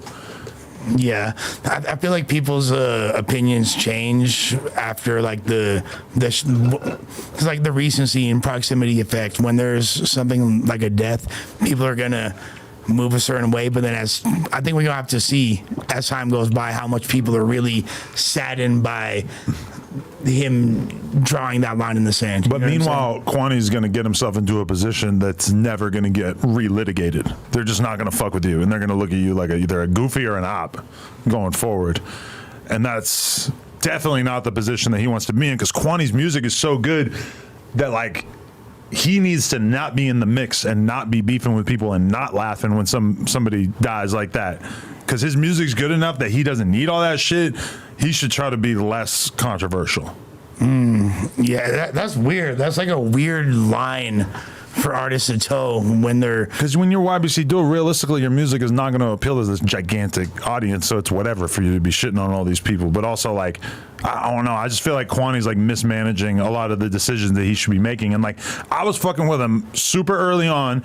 And to be honest, he did some dickhead shit to me and just acted super weird to me. And that made me not want to fuck with him. And now I'm having this conversation with a certain tone that maybe I wouldn't be having if he had actually been cool with me. But like, we tapped in early on, and then he just decided to just act weird. And now I feel like he's kind of realizing like what comes with it when you just don't do the best job maintaining relationships with people. He's just making like a lot of like little bad decisions. Yeah. And that, I mean, like, does he have proper management? Like, who's like... I don't know what he's doing.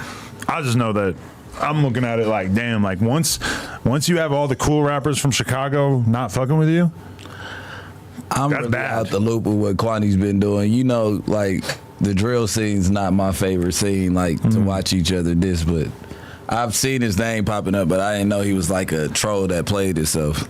I feel like he wasn't at a certain point, and I feel like he's getting himself into too much of that shit. Motherfuckers be haters though. The same thing with me. You pick sides, you don't. You know what I'm saying? Like, hey, at the end of the day. But once you get those main rappers that the whole world loves hating you, it's like, yeah, you turn into Quando, Rondo, the Baby, all the exiled rappers that are actually talented, but nobody cares because they beefing with their favorite rapper. I'm just surprised that there's this uproar of people wanting to ride for this dude that just was the epitome of negativity at the end of the day. Yeah. It's like, not to say that anybody deserves death, but it's like, bruh. But that's how people would feel if something happened, God forbid, to C-Mac. And then we would be on here, acting sad as fuck, and then people would be like, how could you possibly be sad for somebody who lost their life when they got that shit on their forehead? And it's like, Mr. Disrespectful don't have a teddy bear. Not yet. He didn't get to that point. Like, he could have got there. He could have got to the teddy bear level. But I mean, that's just how it is. It's like we develop feelings for people and have love for people who realistically, like everybody else, looks at like fucking monsters. Yeah, for sure. I mean, he's a part of the world. Like that's what motherfuckers is doing. They gonna love that. Somebody calling out their ops. I mean, Young and Ace, Julio, that's what's going on. So, they gonna love his ignorance. And then when he died, oh, you shouldn't have been doing that. You just was edging that shit on. I wonder egging it on. How much do we blame the overlay of just the infestation of drugs in a place like Philly and like their murder rate and the trajectory? Like, is there like any relation to there? How much relation is there? Because we're obviously... I doubt Kwani's on the fence. Nah, but I'm not saying that. I'm just saying like as far... They say that they be eating crystal. I don't know. Well, I mean... It's delicious, to be fair. Skrilla probably, he seemed like he was on the most drugs of almost anybody that I ever interviewed. Yeah. So to be real, like how much is it? But he like keeps out of the politics and shit. I never heard Skrilla diss anybody, but he was on songs with Duel, so it's like, yeah, for sure he's wrapped up in all that shit. And when I asked Skrilla if he was YBC, he denied it, but it seemed like an over denial, right? Like a fake denial. Yeah. A Crip? No, not me. No. Oh, those are Crips? No, but I'm saying. Oh, yeah. You know, like, long way. Yeah, the long way thing. Yeah, it's a nice color, Vlad. Yeah. I like the color. I like blue. It's a good color. This full Skrilla. No, we gotta take Skrilla to fucking Skid Row, though. That's what I'm saying. That's a great idea. It's yeah. amazing, right? I don't think Skrilla wants to be near downtown anymore. Oh man, but I don't think Skrilla was in the presence of the Berry Gordy situation. Let's just throw that out there. Yeah. But he was disappointed when I said that we weren't putting the footage. He like held the back of my shirt all the way out.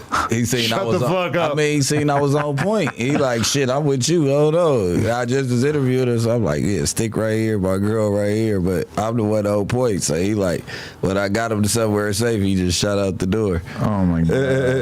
This fool Skrilla has a line about being so high that he brushed his teeth without putting his dentures in.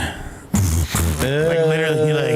See, now that I'm a rapper, I can really appreciate that. Where the fuck did that come from in his mind, bro?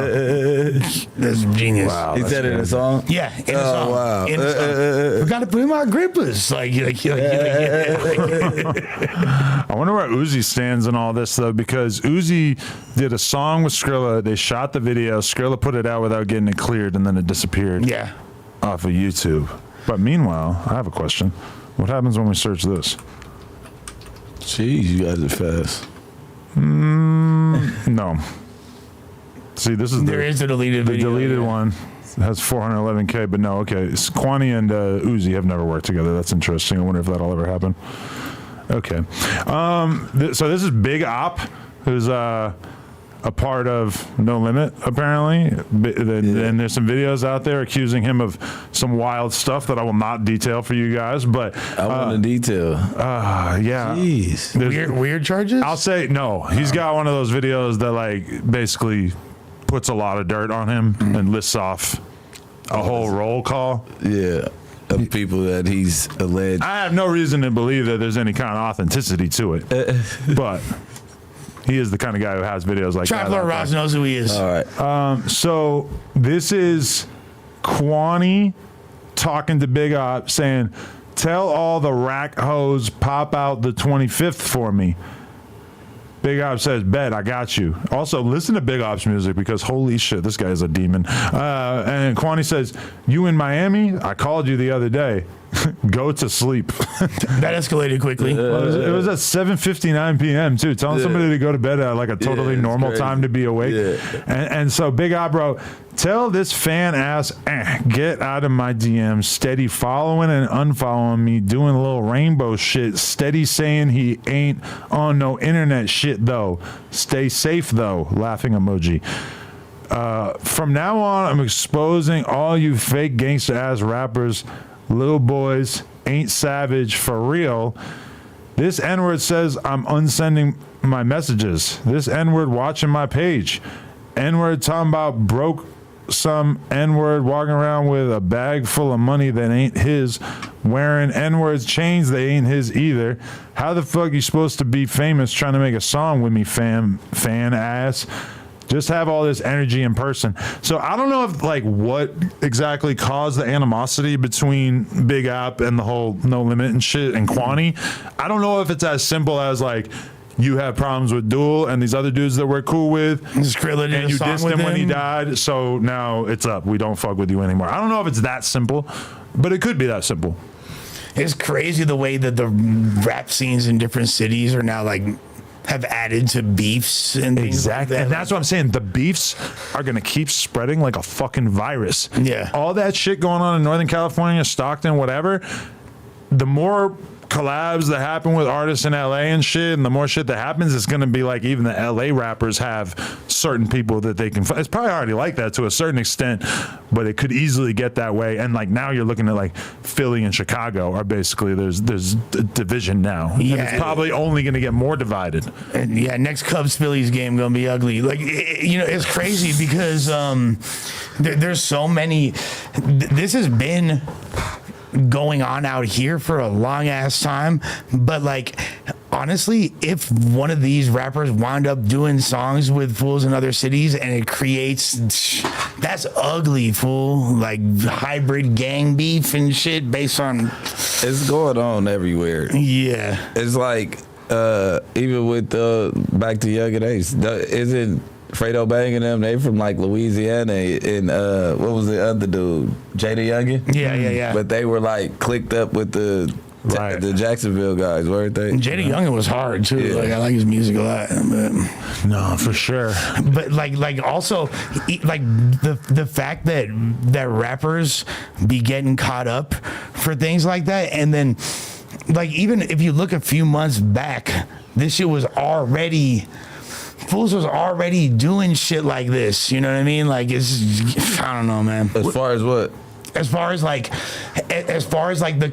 okay, look at like Pop when the Pop Smoke thing happened, and then you seen all the fools, Treyway and them, and all the different Hoovers being like, fuck woos, da, da, da. Like they're now like against, you feel me? Yup. Yeah. Because just That's the kind of thing that could definitely lead to like East Coast, West Coast, like sides being chosen with different shit. Now it's not going to be like a blanket thing because it's so complicated, but I feel like with all the gangs and stuff and the connections across the world, that like the West Coast won't beef with the whole state because it's a lot of mini-me's out there. Like it's a lot of branches, off branches. and we hate ourselves. I'm not gonna call them off brands, but it's a gang of off branches of the LA gang. So it's like, okay, we got Hoovers in New York too, so it ain't gonna be no Woo versus the Hoovers because like we can make a phone call and it'll be shit in the city over this shit too.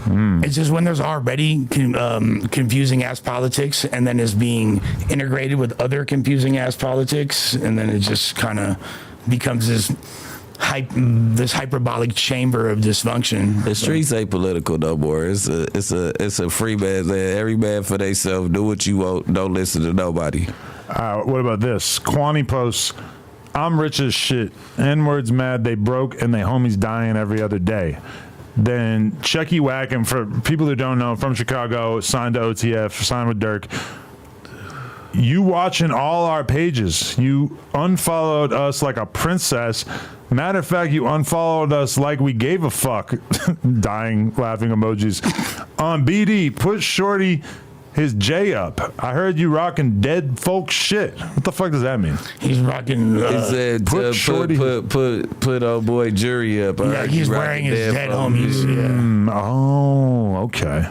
Okay, thank you for decoding that.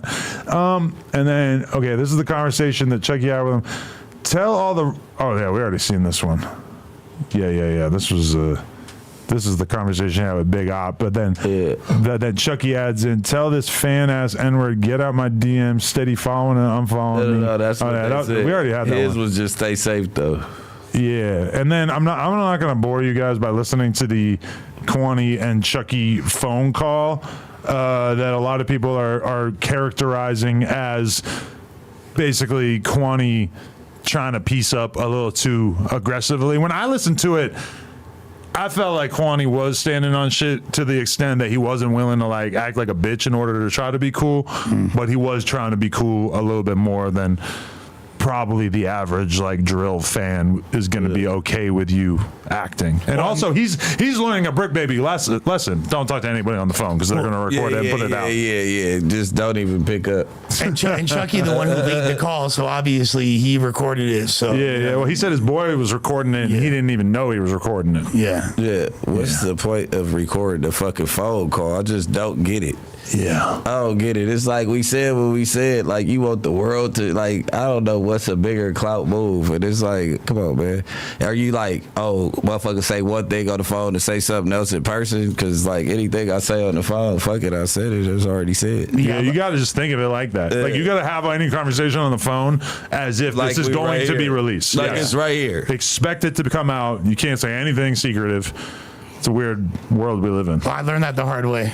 My new thing is like tell a bunch of lies on the phone, and then when they put it out, it's Woody like, it. Woody it. yeah. I tell them anything they want to hear. Moody it up, man. And then it backfired on me with Loose Cannon. I just was saying shit. And then he dropped it. It's like everybody. I'm like, bro, I just was saying shit to get him to me. Do you think that if you did a song with J-Bo, have you been cool with Mozzie in the past? You ever been around him? Yeah. Do you think that Mozzie would ever do a song with you after you did a song with J-Bo? Or you think anyone who does a song with J-Bo is automatically, it's not happening? I think anybody that does a song with YG, automatically, I'm not doing a song with him. I think that you got to look at it a whole different way. So it's not even a problem. It already wouldn't have been. Yeah, it's like, Okay. Okay. Shout out Dodie Six though. Yeah, shout out to Dodie. that's my boy, but like shit, clearly it's a line in the sand. Shit, Yeah. we still Rockets. Yeah. I can't. I'm not about to not do a feature because of a nigga who's doing a feature with niggas I don't agree with. That's Right. crazy. Yeah. Yeah, I mean, like as far as YG and just, the fact that YG is still even the fact that YG is even still in the conversation is kind of impressive considering the shelf life of West Coast artists. He's been out But for like 15 years. yeah, That's yeah. why I like the 8K. It's like, okay, the 8K is not great. But when you think about rappers being 15 years into their career, let's say you even get popping at 20, you're 35. A rapper at 35 is usually kind of in the twilight phase. Now, there's always going to be a 2 Chainz. A future. For sure, yeah. But like, typically, if your sole value proposition to the audience is that you're gangster as fuck and you sound cool talking about hard ass street shit. Yeah. By the time you hit 35, a lot of times the fan base, think about it. If you've been popping for 15 years, there's a whole shitload of new cool rappers every year. Yeah. It's tough to be relevant at 35. So, I mean, you got to give it to YG that he's still got a dope career. When I seen him at Rolling Loud, I mean, the number of hits he has is really pretty crazy. Yeah, He got a catalog. Crazy run. And it's kind of like, there's nothing wrong with being the Rolling Stones. And at a certain point, the Rolling Stones realize. Hold the fuck up. Okay, all right. But the only reason I say that example, though, is do that because shit. Rolling Stones will still put out new albums, but they know that when they tour, the fans only want to hear their old shit. Yeah, we want to hear Brown Sugar. I saw this dilemma taking place in that Nickelback documentary that I watched the other day too. Is that at a certain point you're touring all of your older material and you kind of accept that your fans are not going to care about your new material that much. Yeah. I'm sure at Rolling Loud, I think YG might have played like 2 new songs that the audience wasn't super familiar with. You got to do that. You're trying to build those songs up so that they can one day have a legitimate place in your set. Yeah. I mean, then you got Chris Brown. You could do that, the Rolling Stones shit with Chris Brown. Okay. He drops a new album and he's still gonna go, it's your man on the floor. But Chris Brown's Yeah. first week album sales are not that insane at this point, right? I know he's doing at least 80 to 100. Oh, look at that. 11/11, 2023, 45,000. All ain't bad. Okay. For an album that none of us even knew existed, and he still sold it. Yeah. He did. He dropped that to get on the road. Oh man, see, look at the Joe Budden Reddit. I don't even have to click on this to read this. Chris Brown does 40,000 sales first week. Let's usher in the Legacy Act era for Breezy. See, they're trying to put that Rolling Stones narrative on him. That was his career low. For the record, for sure. So look. So X was the one right before it. Oh, this tweet I believe has all of them listed off. Oh yeah, look at this. So is Breezy's the newest one? This is from 2022. Yeah, so this is the next. So the next year. He kind of had like a peak, or he was like doing like 100, 200K for a long time, and then.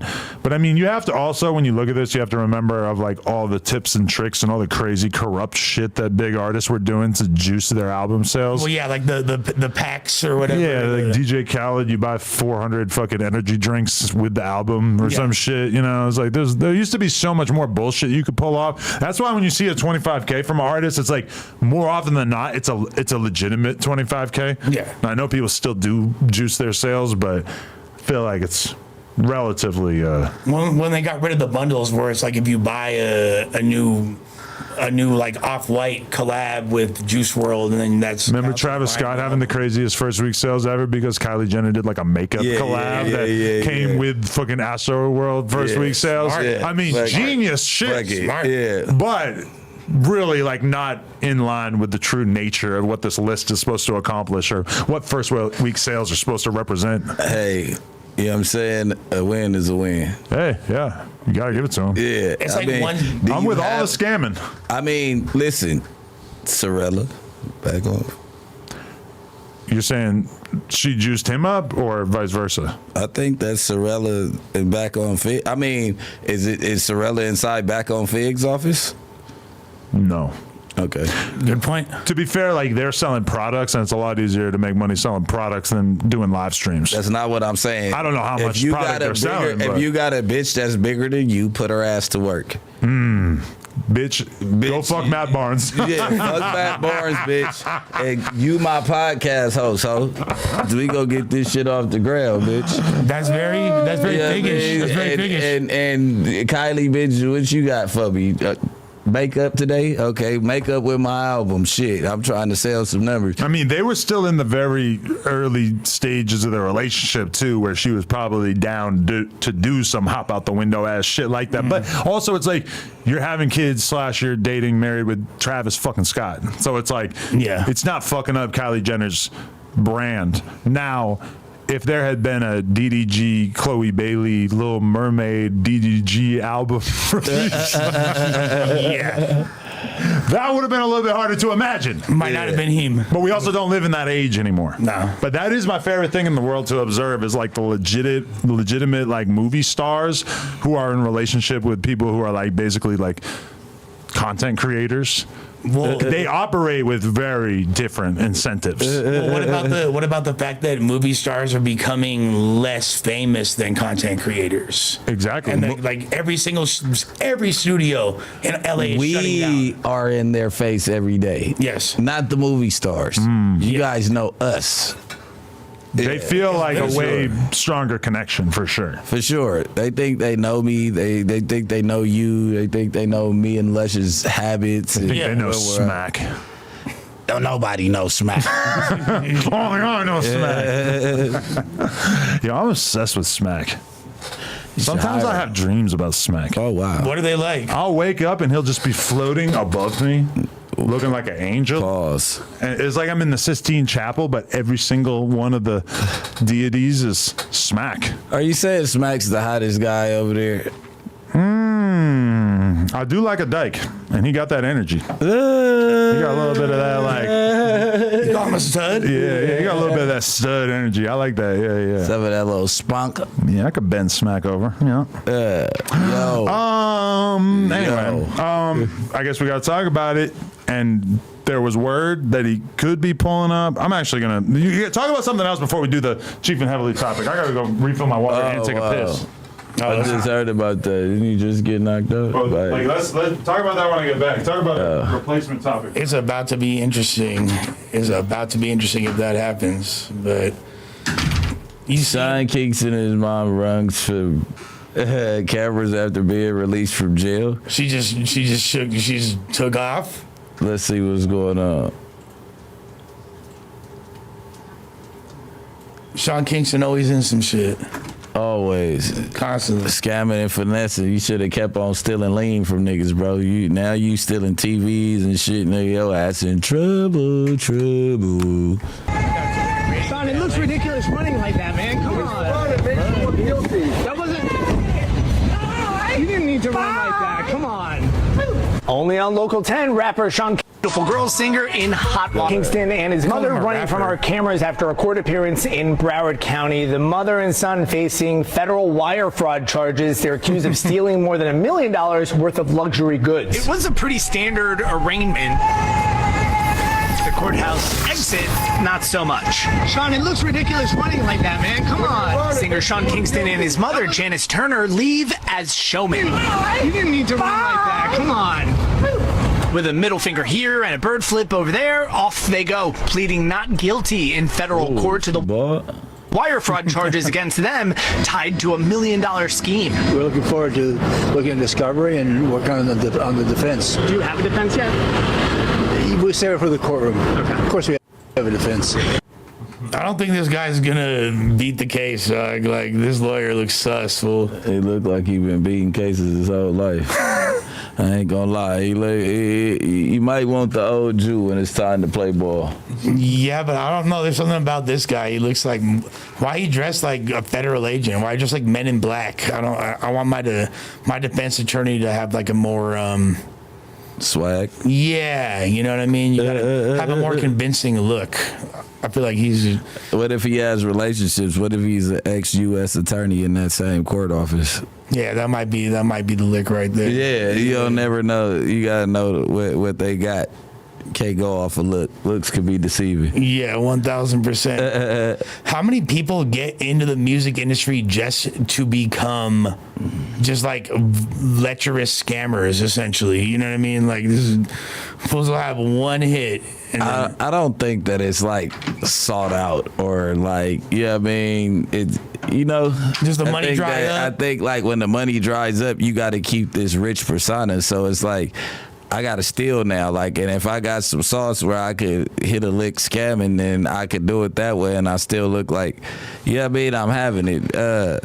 Herbo got caught up in the middle of flexing for half off, you know, being too hard, and he had to reap the consequences of whatever that was. So Sean Kingston, he been scamming for years though. I had to get up on Sean Kingston. I had a backstory. Scam you for some juice? Yeah, but I booked Cuz though. I took his chain and his rings and shit. Told me that's amazing. at the Lowe's. It's a picture on Instagram. The hardware store? Nah, No, at the hotel. Lowe's Hotel. Oh. On Hollywood and Island. That's when Kodak Black was shooting a video with Rich the Kid called Plug. Oh yeah. Jugging, Classic. finessing, and flexing. Classic. With Cardi. Yeah.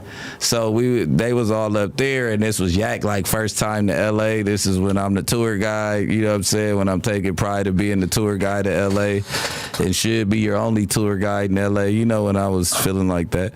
So I pulled up to see what's up with Yak. Yak was a little gangster. He didn't like my approach, but he had to get with it. You get what I'm saying? He's still like 18. He's like at the time he was like thugging too. Like, wow, what? You know what I mean? He understand, but I'm like, cuz you a gangster. Don't even worry about it. Stay out my business though. This nigga owe me, cuz you stay out my business. Finish shooting y'all video. You see what Rich the Kid doing? Yeah. He minding his business. Mind your business. Yeah. You get what I'm saying? Yeah. And I was hollering at him. He took it off with no type of. And nothing ever came from it? I mean, you owe me. What you gonna do? Call the police? Right, but he I never didn't tried draw to that. make it a situation or anything? With who?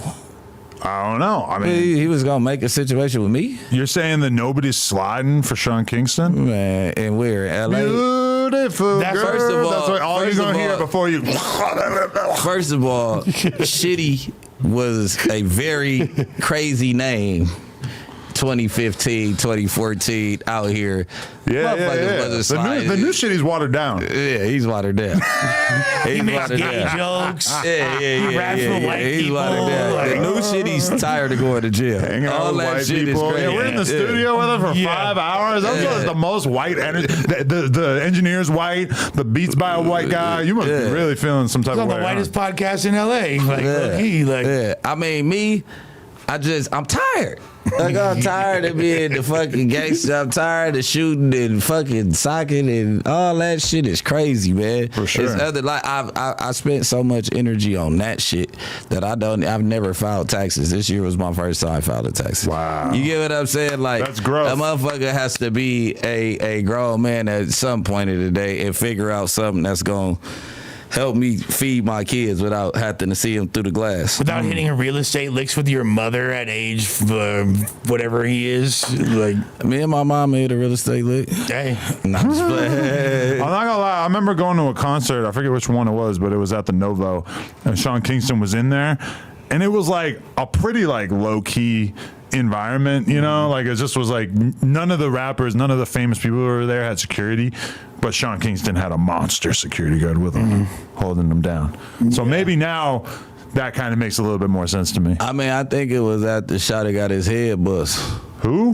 When Shawty got his head bust, got in the club, Shawty. Who's Shada? Shawty. Shorty. Yeah. He got beat up bad in the club? My nigga Milk, I just seen him at Conrad's show on Saturday. We had a show on Saturday that we did at the Rare Breed. This is a totally different milk? Milk from Grape Street. Okay, wow. I already Gang, know you 2 remember milks, now I got Leche? 3. You remember Leche that used to be with Game? Leche No. 103. Yeah, No, I gotta he's tap like a in. hell of a basketball. You know what I'm talking about? Yeah. That's who had to go do the time for hitting Sean Kingston upside the head. So I wonder how he even made it to jail off of this case. Gangsta. Sounding like a Bati boy and not a rude boy to me. Yeah, what happened to like Sean Kingston being like is he still have like an accent? Is he still like cause I never see like the island side of Sean Kingston come out. All you see is the dope fiend side of it. Yeah. He just likes lean too much, huh? He's a big dude. He probably has to drink more than everybody else. Must be fun. This shit tastes great. It's expensive too. That's the problem with lean though, is that you start drinking it and you don't drink that much and you're already fucked up. But the Fucked crazy up. part, not to keep on talking about me, but the crazy part is when I went to go meet up with the nigga, he was like, just take the iPad and I'm gonna give you the rest in money. And I'm like, bro, I'm not trading shit for lean, motherfucker. An iPad. I'm like, I'm not tripping. Like, I know where you live at. Like, nigga, it should take you no longer than 4 days to pay me back. Yeah. Like, take these 4 pints. You get what I'm saying? And phone stop answering, all that. I'm like, all right, bet. It's You know? crazy how many people like discover lean and then that basically becomes like what they're trying to do for the rest of their life. Like every day we're getting some lean. That's what life is. Fuck a family. Fuck girls. We used to want to get pussy. Nope. Now we're chilling. We want to get some lean. It's very easy to make that your identity. Like when Yes. it's so, and before you know it, you're completely consumed. And by that's why we all have so much respect for Dub, because he's the only person that we know that took his lean dealing / sipping world and turned it into something else. For and is like a functional member of society. Not the only dude, Okay, so obviously. I lied to you guys then when I came here. I wasn't I got my car earlier. I lost 40 joints and I was looking for You told me them all about that day. yesterday. That's When what I you were looked doing? up, it was 345. Are you serious? Again, it's like this carried on till today. Where do you think they could be? I don't know. I'll go It's look over for you. with. It's over with. I had a team. We had a team like a child was missing at my house. Really? Yes, sir. A rescue unit. A rescue unit is crazy, bro. Man, I was kind of spinning yesterday. I was fucking really riding that thing out all day. He turned into a crazy rapper. Yeah, right? Transform to Sada, baby. Give me That's why it's the ultimate thing to do when you're rapping. Yeah, 1000%. That's It just cools you out. Yeah. It just works. And I'll and tell it you makes what, you. I want to know what kind of lean rapper I would be. you got to see. Now I'm like super comfortable. I listen to every beat now. When I'm listening to other rappers rap, I'm just thinking about how I would rap with a Yeah, beat. what I would have said. How you would've done it better? You're going through it. Oh, I feel like I got so much better in that song. I feel like by the end of the song, but Sure. you want to know the problem? In the beginning, it's very simple. By the end, I'm like Eminem. Yeah. I'm doing mad multisyllabic rhyming, Yeah. and when I listen to it, I'm kind of like, You were definitely doper than Eminem. yes, way better. Of Yeah, course, yeah. yeah. Better than his last album. Thank Yeah. you, but also you didn't have to say that. Yeah. But then, when I hear the end of it, when I re-listen to it, I'm like, why were you rapping that much? Like you didn't. None of the rappers you listen to really be like rhyming the last 3 or 4 syllables of of each line. It's cool, but am I that guy? I don't know. I don't know. A lot of fools But do they'll probably that, though. respect it. But a lot of fools do that. I mean, like Babytron do that every single bar. You know what I'm saying? Like J-Bo be doing it. Fools be rhyming. You know what I'm saying? Like that's all the Detroit dudes. Vezo, like they all rhyme a lot. I feel like when I run into like rappers or like lyricists for a long time, that's going to be the first thing that they bring up once the shit comes out. Maybe I'm overestimating how viral it's going to be, but for me, I personally think this is going to just be insane. People gonna be talking for sure. Because you guys all kill it, and then the idea of me rapping for the first time is a very viral idea. And Whack hosting with a thong on would have been crazy. I thought that's how I'm you still going to ask him. I'm still going to try to get him to do it. with the cheeks out. Oh, my God. All right, my Let's bad. just leave him out my of it. bad, old dude. I these are funny jokes. You know, I ain't. He was not looking for 40 joints. He was looking for 40 of something else. Yeah, Put it And, together. and guess what? I would leave like I would leave a kid in a car for 3 hours before I would like lose 40 joints, quote unquote. Yeah, I could have let. Now that I could have left her in the car. Yeah. Let her bake. Yo, Yeah, like literally. no, mind you, my wife's at a doctor's appointment all morning, so I'm fucking daddy's daycare, and I'm like, and she's like ripping through the shit while I'm ripping through it, and I'm like, go lay your ass on the bed. It's night time. Oh, She's my sitting God. right there watching TV like this. And she looked at me and she tried to get off the bed. I'm like, go ahead, man. Just start fucking shit up. I don't care. I can't be mean to her. I can't think of anything that could have happened to it. Yeah. It's tough. Yeah. You don't feel any closer to finding it now? No. You realize that this conversation Adam, is just tormenting his Adam, soul, look, right? Adam, I put the bitches in my top drawer. They shouldn't have been nowhere else. Maybe So you just put a anything sock else- on and you were just walking around on them until they Fuck melted no. into your foot. I put them in some gallery department socks just so. And I think I did that, and my niece and them was over, and they seen gallery. They 15. They like, ooh, I'm wearing the gallery department socks. And now that I'm looking for them, I'm calling. She's like, nope, I don't have them. Oh, And I don't want to tell her why. And I'm like, look, you need to find those motherfuckers. Yeah. I'll get Because I don't want the case. Like, I'm sorry, but I don't want you going to school with those. Oh, Lord. I'll get you some Dior socks if you bring them back. I don't care. It's Yeah. We'll I'll buy go you a Gucci. car. Yeah. Bring 'em back. Yeah, for sure. Get a Kia. For sure. They're somewhere. Or I could have got loaded and said, these shouldn't be right here. The kids are going to take the socks. That's what you did for And sure. then I just Yeah. hit them from myself in a state of... Well, just losing something in general is the worst fucking feeling. Like, you can't find the remote and you sucks. tear up the whole fucking house. living room looking for it. But then it's like in your room. That's the crazy shit about having a kid is your kid will just take your keys and just put them somewhere random. Yeah. You just never find them. But there's no worse feeling than losing drugs. Oh, yeah. Or like literally, I can't think of anything that. That hard one. Yeah, no, that's not right. Nobody should have to go through that. Okay. So the video has emerged. Our boy, Chief and Heavily. We're not going to show the video. If you head over to the No Jumper Instagram, you can peep it for yourself. But it seems that Inglewood versus the Stinc team is not done yet because Frosty the Snowman caught Chief and Heavily lacking and gave him a case of the beats. Where was his blick at? I wonder where they were in general. There's like a bunch of random women like protecting him in the video. Can we see it without the fan seeing it? Well, yeah. I didn't watch it. 'cause We I can was show in it the for car. sure. Yeah.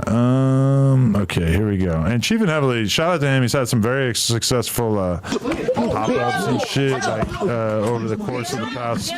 You know, he just did a big drop with Dub and everything. But you know, when you're out here, when you're a man of the people, it looks like they're like clothes, it's like some Santee Alley shit. Definitely. They're like buying blanks or something, right? So downtown. Get out! Get out! I can hear it. It's not good. I'll turn that off.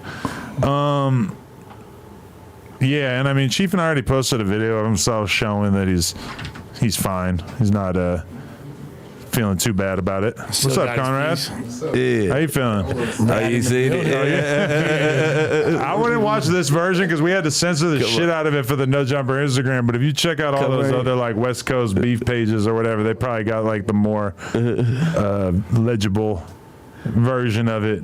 Oh, he slapped him. He like Yeah, this. he had like the weird Frosty, arm we floating. finna beat your ass, Oh, cuz fucking with our no. not affiliate of you. Yeah, Oh, God man. damn, Frosty lady. Let me see how. I mean, this version is not really like what you want to see if you want to check this out because it's got like a Go basketball on the logo. No Jumper shit, you can hear it. He talk about BT. Yeah, he said on B team. Yeah. You know, I mean, it's not like this surprises us at all. I'm the deacon.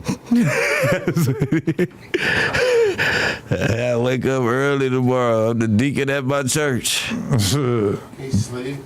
They said that's Sky Sportswear. But is that like a that's store downtown where you get blanks. That's where people buy blanks to print on and everything. And you know Cali Plug right around the corner. That's why I said, oh, you was buying blanks and he got like a smoke shop right there. But Frosty also does. is doing his own clothing line with the Gerb Nation shit and everything. Yeah. So they both have the same supplier. So it makes sense that they would both be at the same location. Correct. I will say I'm glad Frosty that be this, downtown. I'm very glad when I see this that was a fight. squabble. Yeah. Could have gone the other way. Yeah, absolutely. We've seen this rivalry go the other way. Yeah. So I mean, as much as I don't want to see anything happen to Chiefin, it's good that it was that and not some other shit. Kev, we already know, but that's like, man, you going after our non-affiliate partner, man. Hey, Gerb, you playing, bro. Like, don't do that. Like, yeah, but I can't, because it's like you stink to, like, I can't really say don't do it, because it's like, I mean, that's what's going to happen when y'all see each other. At least it was a fade, respectable. You didn't kill the homie, stab the homie or nothing, and he didn't kill you. So, I mean, you know what I'm saying? It's a W. Is there any additional information though, as far as like what when they was it just they just started popping it as soon as they seen each other? It was 3 people. They probably already knew what it was. It was 3 of them. So that means I don't even think Snowgird probably was even tripping like that. I feel like them other niggas from IF got on his ass, and he got to follow suit. I also I opened up my Instagram DMs and the top one was from Frosty. Oh, and I click on it and for a split second I see that it's like a bunch of shit he posted saying, "Hey, wake up," all this type of shit, and then it immediately disappears off the screen. And when I go to click Frosty's name, it seems like his Instagram might have got deleted over posting that video, which is I guess not that surprising since it was quite violent. Clear TOS violation. You know, And honestly, like nothing beats you in the middle of the streets asking for your chain back, buddy. Yeah. At least cuz squabbled down and got his chain, cuz like at the end of the day I be staying out that shit. You know what I mean? Like you still ain't, you know what I mean? You got shot, you got bigger fish to fry, nigga. You still ain't slid on nothing, ganger. You know what I mean? You really like soft in a motherfucker, cuz you know how to fight. I said that, but you really soft as fuck. damn, I didn't even know you and Frosty were like that. Nah, we cool. Oh. We cool. We was like, you just acting out like tough. Like, you get what I'm saying? Like, yeah, I can't take nothing from him. We was in the county, he ran like 9 fades. But for any nigga to even accept 9 fades, you soft. Wait, why? Nigga tell me I got 9 fades, nigga. I'm beating the shit out of somebody in that motherfucker, nigga. All by the bars, head to the bars, all that. I'm dragging that one nigga and beating the shit out of y'all. Might as well pack me up. It's gonna feel better than 9 back to back to back to back. Y'all can't all hit me. But don't it got to do with how many yops you got? It ain't even that. Like, It's a 2 fade. Listen. It's a 2 fade minimum, right? When you jump into the door, you got 2 fades. You can do that. Any nigga try to run you 9 fades and you go for it, I'm going live. I'm not running 9 fades. So soon as you get to talking like that, we finna squabble right here to the police coming. I'm squabbling all you niggas. And don't let me have a knife. I'm poking you niggas too. Not playing fair at all. You say 2 fades, easy. We go put my shit down and meet y'all in the back. You get what I'm saying? If like county jail was like a RPG, Bricc Baby's like an advanced mage. Yes. He's like Yeah. There's levels of understanding the intricacies of how to conduct oneself. That's in why these it's useful to have situations. him on here because it feels like a lot of times talking about jail shit is like you're kind of just shooting in the dark if you haven't been there. Yeah. Well, there's only like there, and even if you have for like a second, it's not the same. Or even the level of understanding certain things like that, fools would never know. And Crazy listening to dudes doing like interviews after prison who talk about if you did 10 years that you ain't shit. You know, it's like if you ain't did level 4 in prison, then you ain't shit. Yeah, that's a different type of nigga though. If you ain't been in solitary for a year straight, then you ain't got no. Well, like shit. also like if But we also know if you haven't did all that, you ain't got no pussy either. most likely. Still can't believe I lost a day 1 over pussy. The Sneak peeks. It's coming. when you're in the court tank though, it's crazy because let's say there's a bunch of people and everybody's on trial, right? Everybody's getting their verdicts or whatever, getting their sentencing. Let's say you just get sentenced to 5 years, 10 years, and you're devastated. Like, you're sick, and in your eyes, your life is over. You can't go back. Life's not over in 5 to 10 No, I'm saying you years, might bro. feel like that at that moment. Like, you're so upset, whatever. You're not. There's so many niggas fighting life that you feel like you catching a break. That's when what you I'm take saying. that You time. can't go back. I was happy with 7, and I look back on it like, what the fuck? I Like- took 7 years. Like, whoo. What if you go back to the court tank and you're upset about that, and somebody else just got 85 years? You know, it's considered very disrespectful. So you got to but you have to internalize it. Well, speaking of people getting their sentences, I attended the federal court building yesterday for the first time ever. Good segue. So, Crip Mac, it was basically me, Andrew Callahan, Andrew's filmer, Mama Bear, Granny Bear, the mother to his child, Kalani, and then Kalani herself, the 3-year-old, was there. Also, this bear was in attendance. Kind of crazy. And I heard that's the Is only this one filmer that. Julian, yeah. Shouts to Julian. That's the homie. And Julian told me actually that It's my filmer, too. For real? Julian be he's a everywhere. good dude, bro. Julian was Traveler Ross's filmer in New York with us that whole week that we were out there. He was with us like literally the entire time. That's a real Frisco hustler. He don't be playing at all. He told me yesterday that Crip Mac was like visibly very excited to see you in particular. I didn't really get a lot of emotion out of Crip Mac, like at least from my perspective, just because it seemed like they had told him basically like You can't talk You're not to your allowed to. family. You're not allowed to. yeah, Yeah. like don't, You really ain't supposed to look at him. because you know he's walking in and he ain't seen his girl or his kid, etc. in a minute, and I don't know, it just seemed kind of weird. Wait, why is somebody sending me? They go to visiting, don't they? And Lupe was there too, right? Yeah. Lupe had a fiasco yesterday. Lupe had a fiasco. Wait, sorry, somebody just sent me a video outside the store saying we're here, bro. And I'm They went to the wrong spot. well, I'm wondering if it's even him because it's not even a number I have saved or anything like that. I said, "Who's this?" They're definitely driving a Cybertruck. Oh, yeah, that's him. Oh, it's Chip the Ripper of all people. Chip What the Ripper. fuck? Pull up to the hand car wash like blah. Oh. Oh man, I'm Shit at was our hard. spot in the valley. I was so confused by that because I thought it was Chief and Heavily, and I'm like, I know you don't think that we're on stream at the store right now. Yeah. But fuck, where were we? Yeah, I mean, honestly, like Crip Mac, he gave a pretty muted reaction. Like he smiled at us, but you could tell that he knew that he was supposed to like turn around and get in there right away. I mean, the clip of the clip or the audio that I recorded of what Crip Mac actually said while he was speaking to the judge. Honestly, I want to replay this for anyone who hasn't. No gun and shit. If it's, don't. No, he didn't. I mean, it's already got 150K views on YouTube. So He it's- got 8 months time served too. All right, sense, right? something like that. I don't know. insignia. Oh, no, okay, we got it back. Here we go. They are. You filmed yourself the other day. Listen to If I can this. look down and see if I see him filming, but no dice as of yet.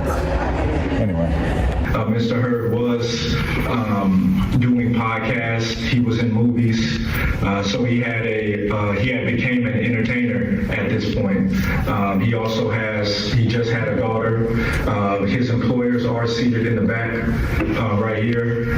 They are a great support to him. Is there anything you would like to say before I sentence you, Mr. Hurd? The last thing I want to say is all the great stuff I was doing with the homeless and the convalescent home. I'm going to continue taking care of my workouts and also taking care of my new. Imagine telling the judge, I'm going to continue taking care of my workouts. It's such a random thing to say to the judge. Born baby girl, and just do great things to help people out there, and just stay out of bad areas. And don't carry weapons. Yes, ma'am, and don't carry weapons. Like, he just manages to, even in, like, he had 30 seconds of He's speaking. viral. And he fucking viral. stay out of bad areas. He's kind of dissing his ops right there. At least he didn't. At least he didn't say good vibe the community. Yo, I know, and I forget what it was. If you listen to the full thing, there is like a word that begins with B that he said that is kind of jarring to hear him actually say a B word. Let's hear it. It's It's the, too long. the full thing. Oh, I don't even know because I actually filmed like 10 minutes of him talking to the judge, but there's only like 30 seconds of From it that, we put in here. from that little baby clip right there, she sounded somewhat like sympathetic towards him. No, she didn't. Okay, so tweaking? that was the weird thing when we were watching her, is that the two, there was 3 people that got their cases heard before him. First one, black dude, looked like he could possibly have been a gang member. They kick everybody out of the fucking courtroom so that they can have a private conversation about whatever his charge was going to be, which was very interesting. Obviously, the snitching thing kind of comes to mind, that maybe that's what that was about. Then we go back in. It's a white guy. It's actually a super sad story. He loses his business during the pandemic, ends up sleeping in his car, gets addicted to meth, violated his parole or whatever. So I wasn't on trial. What are you talking about? Yeah, might sound a little familiar. Then the next guy there was like a Mexican dude who was like a meth head as well before that, and then we get to Crip Mac. So we were hearing her be like somewhat sympathetic, and it seemed like she was choosing sentences that were less, it didn't seem like she was really trying to be a bully to the other people that she was speaking to before Crip Mac. So then by the time we got to Crip Mac, I think everybody was feeling a little bit optimistic that like this lady doesn't seem like a total bitch, and then she gave him a pretty fair amount of time in comparison to what she could have done. So that was pretty good. And I didn't say this in the vlog, but I do want to say this, is that Andrew Callahan deserves all the credit in the world, because he's the one who actually did the GoFundMe on Channel 5 when they did their most recent Crip Mac video and raised like $50,000, which is like the entire reason why he was able to have like a really good lawyer. And the lawyer had waves, so I thought that was pretty sick. And the lawyer, I guess, like did a very good job of kind of pushing the mental illness angle and even pushing back the case, because I guess gun laws have been changing, and so they wanted to have him sentenced after some stuff had gone through regarding gun laws. So Andrew Callahan really like probably might have saved Crip Mac a couple years of his life. And he also could have took it to the box, because how Boosie beat his the first one was because he was a non-violent felon around a firearm, and it's not that dangerous. And they threw the case out due to somebody else who had the same case file, and they had to throw his case out. So C-Mac has no robberies. He has no, he's only like possession. So he doesn't have any violent felonies. That is true. Where he actually, like, where someone got hurt. Yeah, but I'm back cool with him, but I haven't been like every week on the phone with him. But when I was giving him information on the phone, I was helping him study his case. Like, I'm a great friend. I was helping him study his case, telling him what he needed to look up. Since I got a cell phone, I could look it up for you real quick while we on the phone. But I don't want to discuss your case fully on the phone, so you got to kind of look certain shit up yourself. And I also donated $4,000 outside of a GoFundMe out of my pocket. Damn, did you? Yeah. That's what's up. Hell yeah. I was psyched on the $55 I sent to the GoFundMe, but it's definitely. And I will say that his mom and his grandma had great vibes. Oh yeah, Mama Bear. Carolani is a class act as well. Yeah, she's got a big future. She looks amazing, and she's about the size of this bear. That's right. Slightly That's so bigger. cute. I held the bear up to her, and she was like this much longer than the bear. Yeah, shouts to Mama Bears. That size. Yeah. No, I know. 3.5. Jesus Christ, she's a fucking terror. I could tell. I already know. Mine's like. She's actually not, though. My kid is like unbelievably well behaved, all things considered. Is she good with other kids? Yeah. Super good. Does she just pull everything out and fuck up the house, though? I mean, Or is she just you know in what I was a row? thinking? I've never had to have like the problem with my kid grabbing a marker and drawing all over the walls and shit. Yeah. That's something I always was like dreading. How many markers do you have? We actually have the magnet thing on all the drawers. It's basically so like she can't go grab a knife. She can't go grab a marker. You gotta got pick up the hella magnet markers? thing. Because like now there's iPads, so we don't see those problems because there's no pens around. No, I have a ton of fucking markers and she knows where they are because we just be doing like drawing and shit. But yeah, that's a weird thing. My kid the other day was throwing a fucking fit saying she wants a tablet. Oh yeah. And we already told her like we ain't doing the tablet. Like we basically told her like we think that a kid shouldn't have a tablet. Same reason why we don't let you watch TV too much. Like she might average 20 minutes of TV a day. You know, that's incredible. Even less than TV that. is the best teacher. Well, I don't know. No, for real, because my daughter's 1.5, and she said full words. She started to sound out like Miss Rachel. Like when she comes on, she's like, but ball. Like she's only 1.5. She's not supposed to be talking how she talks, and she learns how to like what letters are, and then I could show her the letter, and she said but without Miss Rachel on. So and you said no. I use that as for sure. You can learn a lot from TV, but I also feel like more often than not, when I see kids and TV, the parents just stick him in front of that shit, and it's just a zombie fest. The kid is just like it's a babysitter. Eyes glazed over watching that shit because they play cartoons and shit that's of no substance. Like the only thing that she gets to watch is educational. Like everything is like preschool, and she sits there like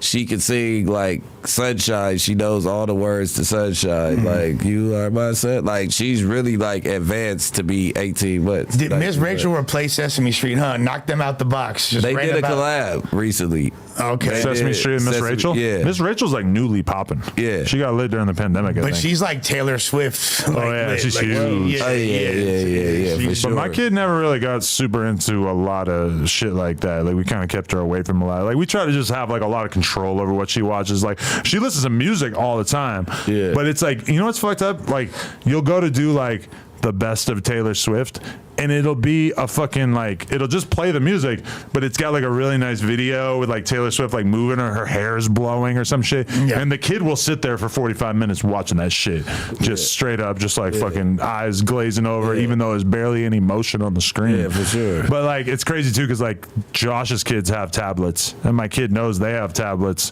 So to my kid, it's like, well, why the fuck can they have tablets and I can't have a tablet? They older. I don't think the tablet's a bad thing. They say a kid that can operate and beat certain levels, like beat a certain amount of levels on games, it shows that their mind's like super advanced. Yeah, I mean, like my kid's never even played a game. Yeah, that's what she's I'm caught like, a couple Pokemon on my phone. Yeah, that's about it. I mean, everybody's household is ran different, and she's not lacking any education, so it's not, you know what I mean? I feel like I'm probably like a little bit more middle of the road in terms of like I would probably be more okay with the kid having a tablet or a phone at a relatively young age, not like young, but like as she gets older. But my girl talks as if she don't want her to have a phone or any of that shit until like way older. But the thing is that a lot of that school shit, like you basically have to have a tablet. They're not giving you fucking as books. They want you to bring it to school. A tablet is what she's gonna get in kindergarten. Yeah.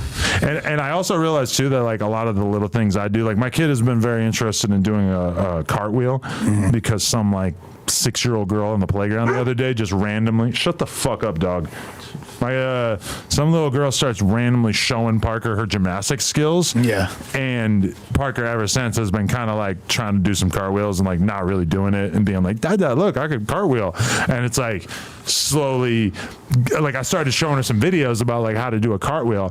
And I'm like, it's really only a matter of time before my kid realizes that these families that seem very nice that are on YouTube that have this video about how to do a cartwheel, they have all kinds of other videos, and there's vlogger families, and they make all this content that my kid's gonna fucking love. I thought you were gonna say they're divorced. Well, probably, yeah, probably a lot of them. But at the same time, like, I don't know. Like, I just really like don't want her to have like a lifestyle that is like stay in the crib and watch TV all the time. I want her to be outside doing sports, having activities after school, etc. You know. So my brother, my middle brother, he got 2 kids, and they were raised for their first, I want to say like 5-6 years in a technology-free household. So no video, no TV, no games, nothing like that. They're playing with like the same little toys that fools would have probably played with in the 1940s or whatever. And now like my nieces are like 11 and 9 years old, and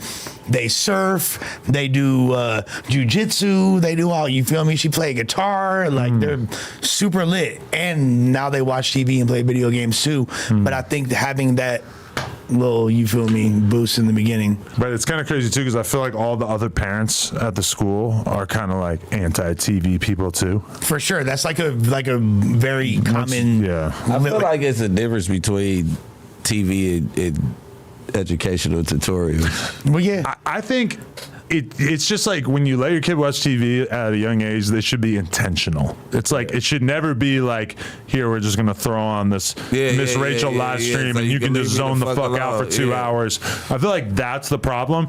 Putting on a TV show and saying like, hey, check this out. Like this is about this thing that we're talking about. That I'm all about. Like, oh, we got a lesson that we want to learn. Yeah, let's watch this little video about it. Or like, oh, you're getting into like skateboarding or some shit. Oh, we're gonna watch how to do a kickflip. Right. Like that's the most obvious thing that you like need to subject your kid to YouTube for.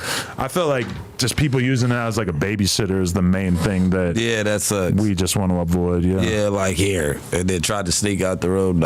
Yeah, Sesame Street. That's like really that's what hood I'm from. Essentially, that's what I was raised on Sesame Street. Like, are you serious? Like, I wouldn't. No, me too. Like Grover the first Crip I ever saw.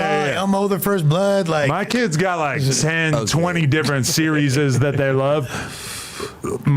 For me, it was Sesame Street. It was like not a lot else. That was like, and Mr. Rogers was fire too. Mr. Rogers was fire. Well, we was kids and we used to bang on each other playing around. We used to say that Banging shit. on Like, really? Sesame Street blood. Like it would be like, I'm a Wooty Wood Crip, like another TV show. Like, I mean, if you want to be, the red team is like primarily Elmo, and the blue team is Cookie Monster, Grover. Yeah, they're deep. Yeah, they're deep. But Telly's from Grape Street. Wait. Grimace too. Barney's the biggest grape. Oh yeah, Barney. Yeah. Who else was banging red? I mean, honestly, I'm gonna give Ernie credit. Ernie's from Hoover as a blood. Ernie's for sure from You're Hoover. right. Well, that's just his skin color. I feel like he still has kind of like a red motif going. She got a blue and orange shirt. Yeah. Abby is Ash Bash. No offense, Ash Bash. That little dude banging. Grover and Cookie Monster. That's a powerful Crip alliance. The hardest fool is what about Guy Smiley? Guy Smiley.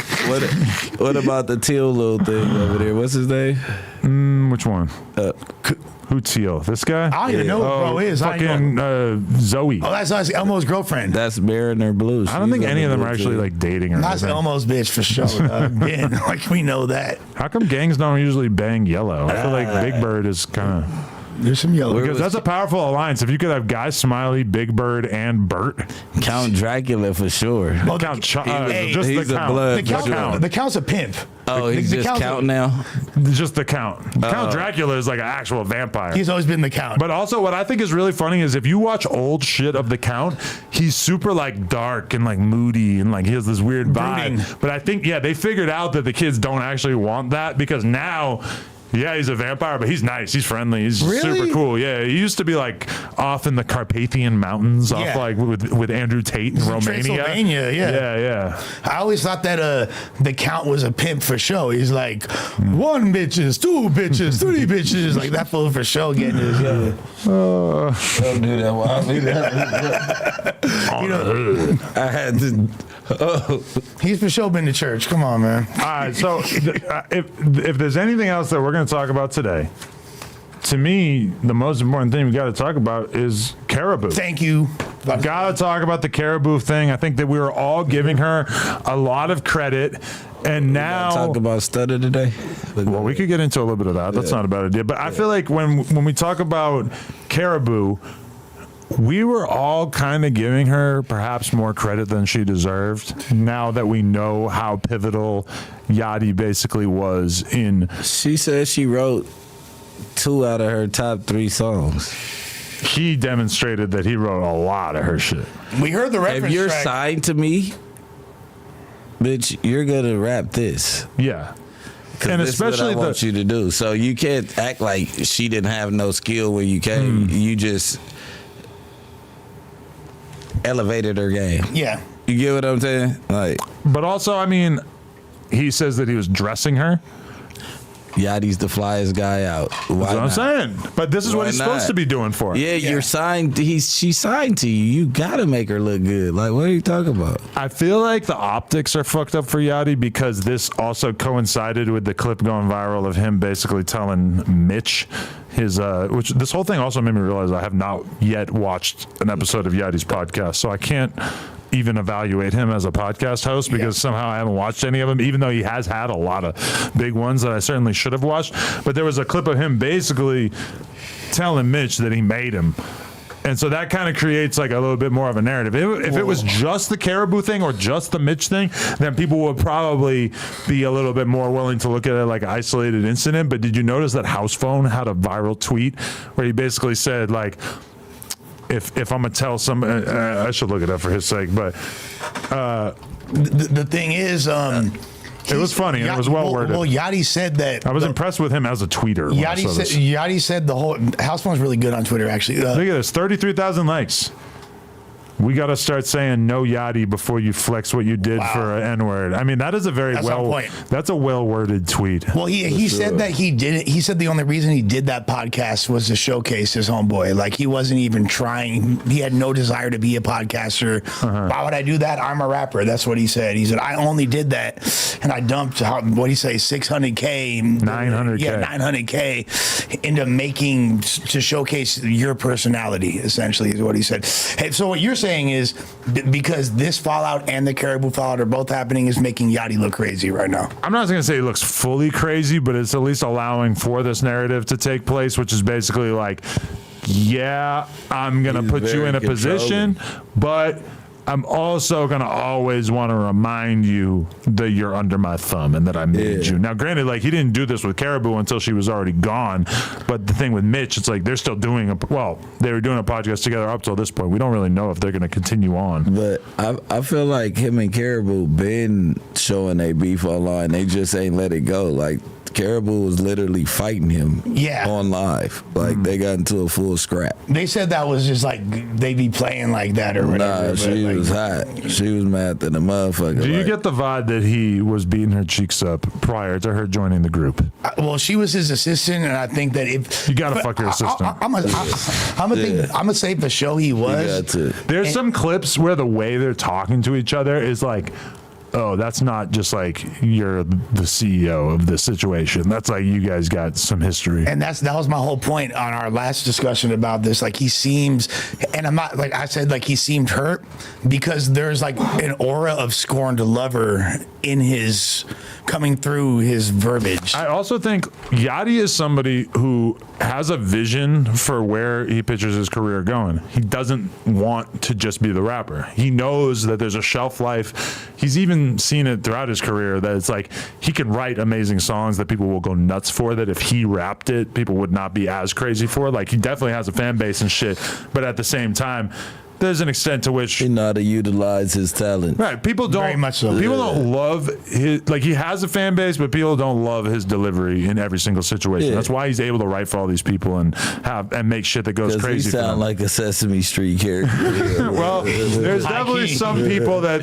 feel like that about his music. He's a great writer, though. He is a great, and let's be honest, like, Caribou's, I feel completely finessed because I was totally bought into it and have been pushing Shorty Line for a fat minute now. So you take away all these other girls, like, you know, Glorilla's getting written for, you know, everybody else is getting written for, and you take it away for this? No, so I don't take away the fact that she's getting help, but I take away from her trying to make claims after the fact, like, hey, this was all me, and trying to take credit for that. You know what I'm saying? Like, when did she say that about the On the Radar? She said that he didn't write everything. I don't think she never said that he played the voice note of On the Radar. Yeah, that was the On the Radar. I don't know if it was the entire thing, but at least it was like a very significant chunk. That was a reference track. And like, let's be real, like, the first 16 bars, like, if you're writing for me and you give me the first 16, I can go from there, and that's realistically the part of the verse that people are going to fucking pay attention to the most. It's the most important part is how you come onto the track and what you say to get it started. I'm not dumb as hell for thinking that she was like a hotter artist than he was, had more trajectory as far as an artist. In terms of growth? Certainly she was growing more. That's what I'm saying. Like she had a lot more. And if you look at all the, you could see on a YouTube video, like the most viewed moment or whatever. Like, if you look at all the Concrete Boys videos, it's whenever Caribou's rapping. Yeah, what is the reason for the breakup, though? We still haven't got to the meat and potatoes of what the fuck are they even part ways for? Is it the money? Is it the I felt like he was painting it like she was just a straight bitch and he just didn't like her as a person. He was over her as a human being. And I feel like that's part of where he wants to go. I think that like long term, Yachty sees himself being a Ye, a Jay-Z, a Puff, minus the current context. And like just somebody who's able to take in artists, build them up under himself and create something bigger than himself. Once you get used to writing for 10 different rappers, at a certain point, you're going to want those artists to be under you so you can participate more financially. And I think he just wants to be known as that. And I think, honestly, in the long run, Yachty will probably be successful as the head of a label or just a dude being the guy who's the maestro behind this shit rather than just being the superstar.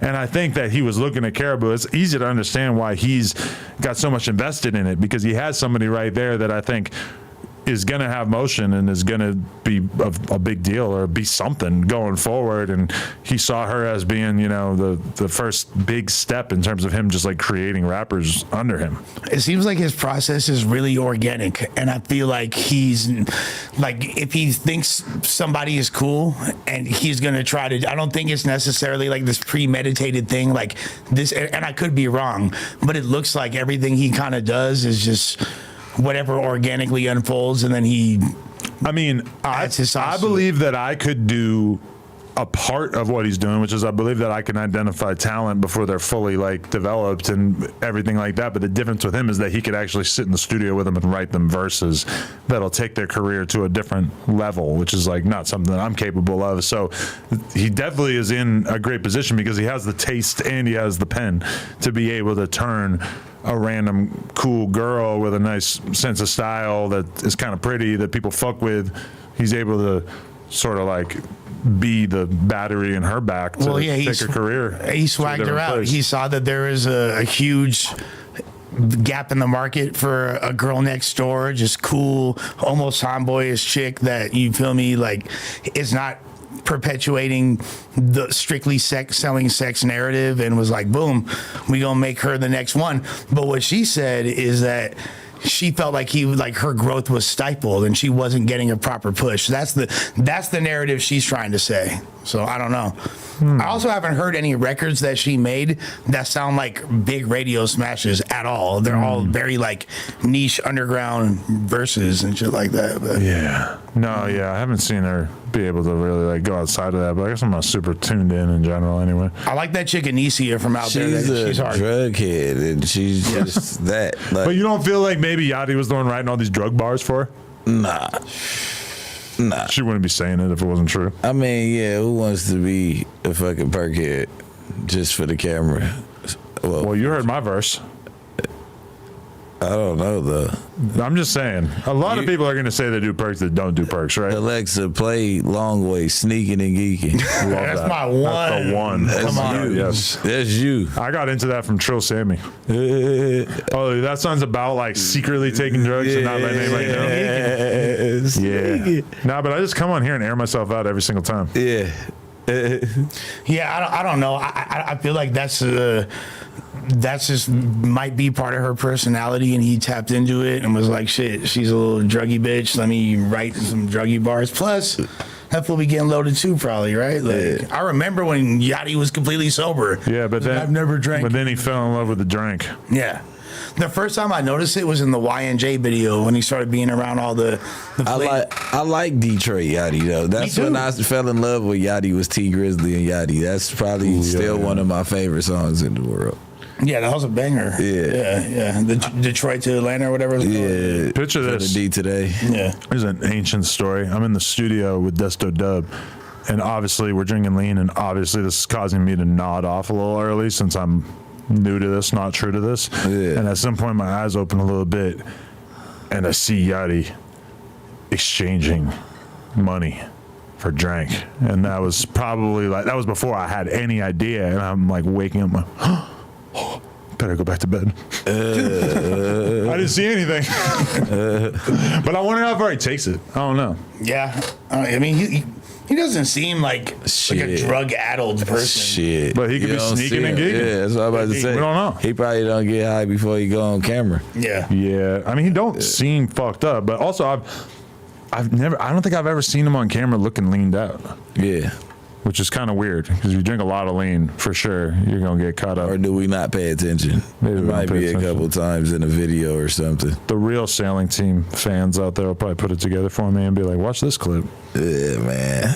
Yeah, when I'm on lean, Adam 22 off of 1 is very obvious what you're dealing with. A line gonna fade you like that? Yeah, I don't do it enough for it to like. I ain't gonna fade feel normal right now. The lines, shit. I mean, you pour a deuce right now because niggas ain't pouring deuces and foes with the price of lean. So like when you just feel like it and just pour it, it just you know what I mean? Yeah. Whoop. Yeah. No coming back. I poured a line yesterday. I drank a cup of that shit. Like I went to sleep. That's all you need. I went to sleep at 7 p.m. That's all you need. A 1 is good. I would literally like it'd be the end of the pint. You know, there's like the little bit of residue at the bottom or whatever. I would pour the soda into the damn pint and take the rest of it out just to make sure I got every last drop of that bitch. Yeah. I'm pretty sure you the only drinker that does that. Probably not. No. Yeah, I know that was the joke. Yeah, I heard you were a dope fiend. Yeah. Apparently, I'm a dope fiend. Yeah. No, I'm saying that's what every drinker does. If it's a corner in there, you got to rinse it off. Yeah, you gonna get that hoe. Call it the rinse. That's like a Peggy. Pour Hill. it right over your eyes. That's like Peggy Hill saying the secret ingredient in her pasta is tomato sauce. Yeah, because she like says it like she thought of using tomatoes in pasta. In Texas, they don't even do that. Sorry, Lush. I'm special. Speaking of drink, you want to talk about it or no? You want to air it? We actually don't have a Stunning Girl on the list. So you could just go to her backup page, girly. Yeah, but what is it? Girly face? Girly face code. Instagram girly face co. Did she tag it in a bio at all? Yeah. Oh, girly girl co. Oh, girly girl. Is that it? Yeah, go down. Girly company backup. Oh yeah. Oh shit. She posting clips of me. What in the fuck? I'm not gonna listen to what the clip was, but what a N-word dude don't define me. I was Stunning Girl way before Blood. I met him May of 2022. That's 2 years exactly, but I've been existing for 26 years, and I've been outside pushing my issue. Real sack legend, hood trophy from my biddy. Blood wasn't around, and for show didn't build my name. I put him on LMAO. I turned N-words up just off my shoutouts. I'm a girly gangster on my lonely. I've been stamped. N-words barely getting their feet wet. I don't need nobody or they people because my army coming behind me every time. Damn, she be talking that talk. The girly. What? So Trayvon identified Lil Rob and told on the bitch too. Said it was her car and you was talking too much, gang. This ain't the work you showed us. You a real rat, Blood, Mr. Officer. I thought you could hide in LA like N-words wasn't gonna find out. But bet you can't post some paperwork with my name on it, gang. But this paperwork old though? Because I mean, you could play the last one too. This is the part you liked, huh? Nah, This is true. it's not that. I'm gonna show everything. I'll suck your dick. I'll suck your dick. Or mine show how to heaven. Who's joking online? For sure. I'm gonna call him right after this. This is my nigga. What is this filter? I don't want to get a thing flagged for the cat daddy. Oh shit! Pulling the shorts out. Oh my god! Showing the bald pute. What the fuck? Drinking the coke. Drinking the coke. Oh, smacking his. Facebook. Get it off the camera. Oh shit! Hey. I don't know. Nah, he ain't done though.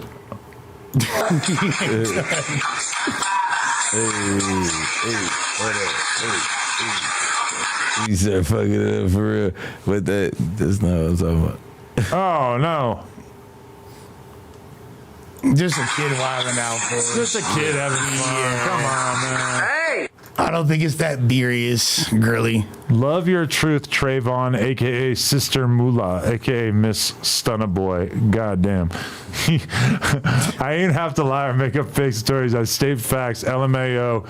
He loved Bussy since a jit. He even tried to kiss blood at the end. Yo, this is why. As long as I live, I will not date a stunner girl. Yeah. Bro, I don't need a girl like this in my life. What the Super tough ass bitch. But listen to what I'm trying to... You know how fun it would be? She's hot, she's gangster, she's, you know? This is where that all... Taking shots and this not is where telling. it comes to in the long run, man. So I'm going to give you like a backstory. It's like different posts and all that shit. I ain't going to bore y'all with all of that. But... So since the shooting happened, at first she said that he ran, and I'm gonna take up for my nigga too. So I ain't do this to bash you. So before everything, the shooting, she said that he ran, did whatever the case is. So a couple days go by, the fams are like forming conspiracy theories and doing whatever they doing, and they come up with a conspiracy theory that Moolah is the one that popped her. Okay. So like it's a setup. Yeah, I don't believe that because she just said that she was running. Then she goes on live and insinuate like, damn, I was trying to hold it back, but you know what I mean? Like y'all did y'all little internet shit, y'all putting shit together, you know what I mean? The detectives are right. Like kind of like some shit like that, like but she ain't telling, like, you know what I mean? She keeping it G at the same time. So fast forward, now you dropping all this paperwork shit and all this. What year do that paperwork say? That said 2011. Very cool. Put it zoom in here. That bitch. She got 3 pages. Shit. It might what be the on fuck? some This other is not how I pictured this going at all. Yeah. Oh, okay. Here we go. 14. So November the 14th of November 17. Oh, okay. All right. You're saying she's posting old ass shit about him. What I'm saying, not old ass shit. Did she already know? You already knew this while you was in a relationship with him. So don't wait until all this shit is over and then start. Even that old ass video, somebody been sent you that motherfucking video of him as a kid. Like, you get what I'm saying? Most likely. Or whatever he doing. Most likely. You get what I'm Yeah, saying? Like, at the end of the day, like, yeah, it's a fucked up video at any time of you being over 5 foot doing some shit like that. You know damn well you ain't supposed to be doing that. Right. But at the end of the day, that's neither here nor there. Like, I just don't like the fact that sometimes girls, you supposed to be a gangster, you supposed to be some type of real damu, and you was sweeping shit up under the rug too, and then it's like, bet you can't put my name in no paperwork. But you didn't just obtain that paperwork because on the dead homies there been rumors of cuz telling, and I ain't never seen no work on it. You get what I'm saying? And that's my boy. So it's like, you know what I mean? But it's a protocol. So let's say she didn't know prior to them dating, right? Because they from different sections and all. You feel me? Let's just say she didn't know prior, but nigga, you found out. Right. So is the proper gangster protocol at that moment? I'm just like, the relationship's over. Like, I'm done with you. I can't fuck with you. I'm not sleeping with no rat bitch. So at that point, so she's supposed to, but it could have been a situation where it's like, damn, I'm already with you. I fuck with you. This sucks to learn, but like, I'm gonna try to. Maybe he had an explanation that made sense. Woompty wompty woom, and then she's like, all right, I'm gonna try to make this work, right? And then eventually. Now you airing the shit out. Right. So it's like, at the end of the day, you could have kept all that, like whatever y'all doing off the internet, because it's like, we know you the breadwinner in the situation. That ain't nothing. What up, gang? What's up, my nigga, man? How you living? Oh, man, you know how I'm coming, man. Still stepping. Yeah, man. Where you at? I'm in Miami, bud. Oh, shit. That's what's up. You on live.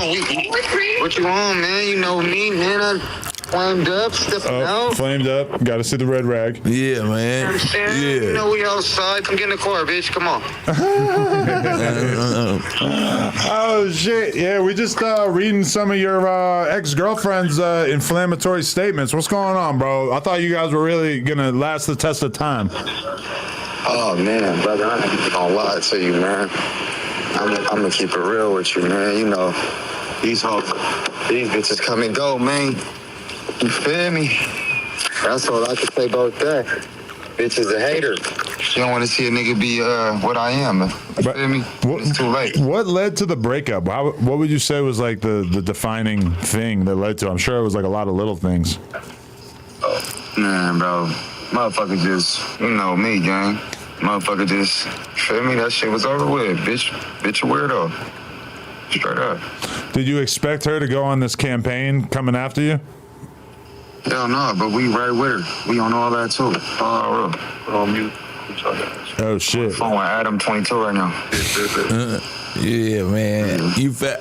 I said I don't feel like all this shit is some shit that she been knowing or whatever the case is. Niggas been and dealt with whatever was going on, and then all of a sudden when the nigga break up, you want to bring out some shit, bitch, that motherfucker probably been.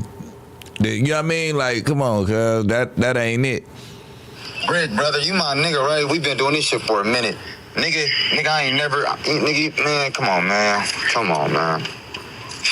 We ain't even gotta get into that, twin. Yeah. Like, motherfucker don't even play with a nigga like me like that. It's clearly it's a hurt bitch. Yeah. Scored. Yeah. You know what I'm saying?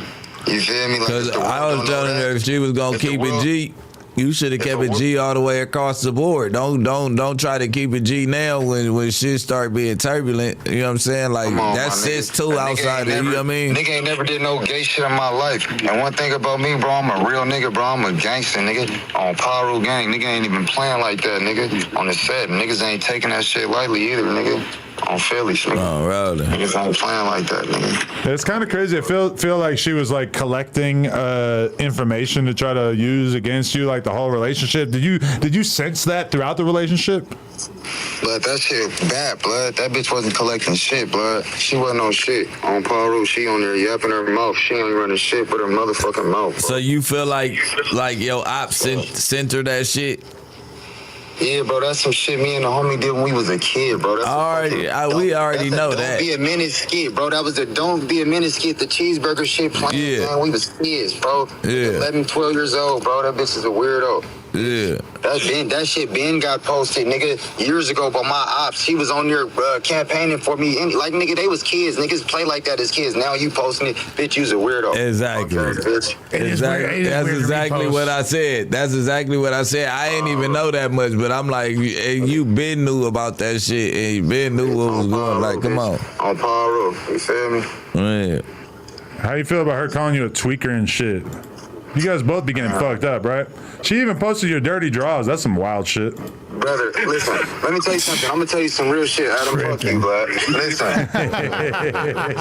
Listen, them, first off, they made my draws on Pyro Gang. Oh, shit. First off, if the nigga was on his shit back, how he got some dirty draws, bud?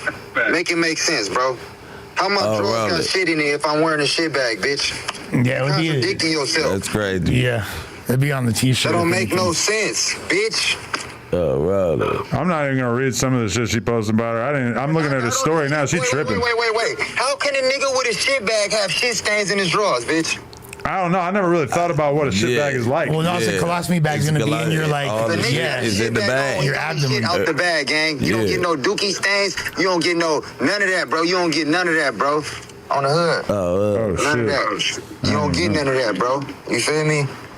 Well, hey, we're with you, man. Whenever you want to come up here, let me know. Man, I'm popping in, nigga. What we doing? Shit, pull up. Whenever you in LA, let me know. I'm popping out. I love you niggas, Philly. Love you too, G. Good talking to you. You already know, rules. Much love. Pie emoji, kangaroo emoji. That's all I gotta say. It was funny. It was funny when he said, "Get in the car, bitch." I kind of saw her too. That was the best part of the whole thing. He's gonna be all right. He posted it.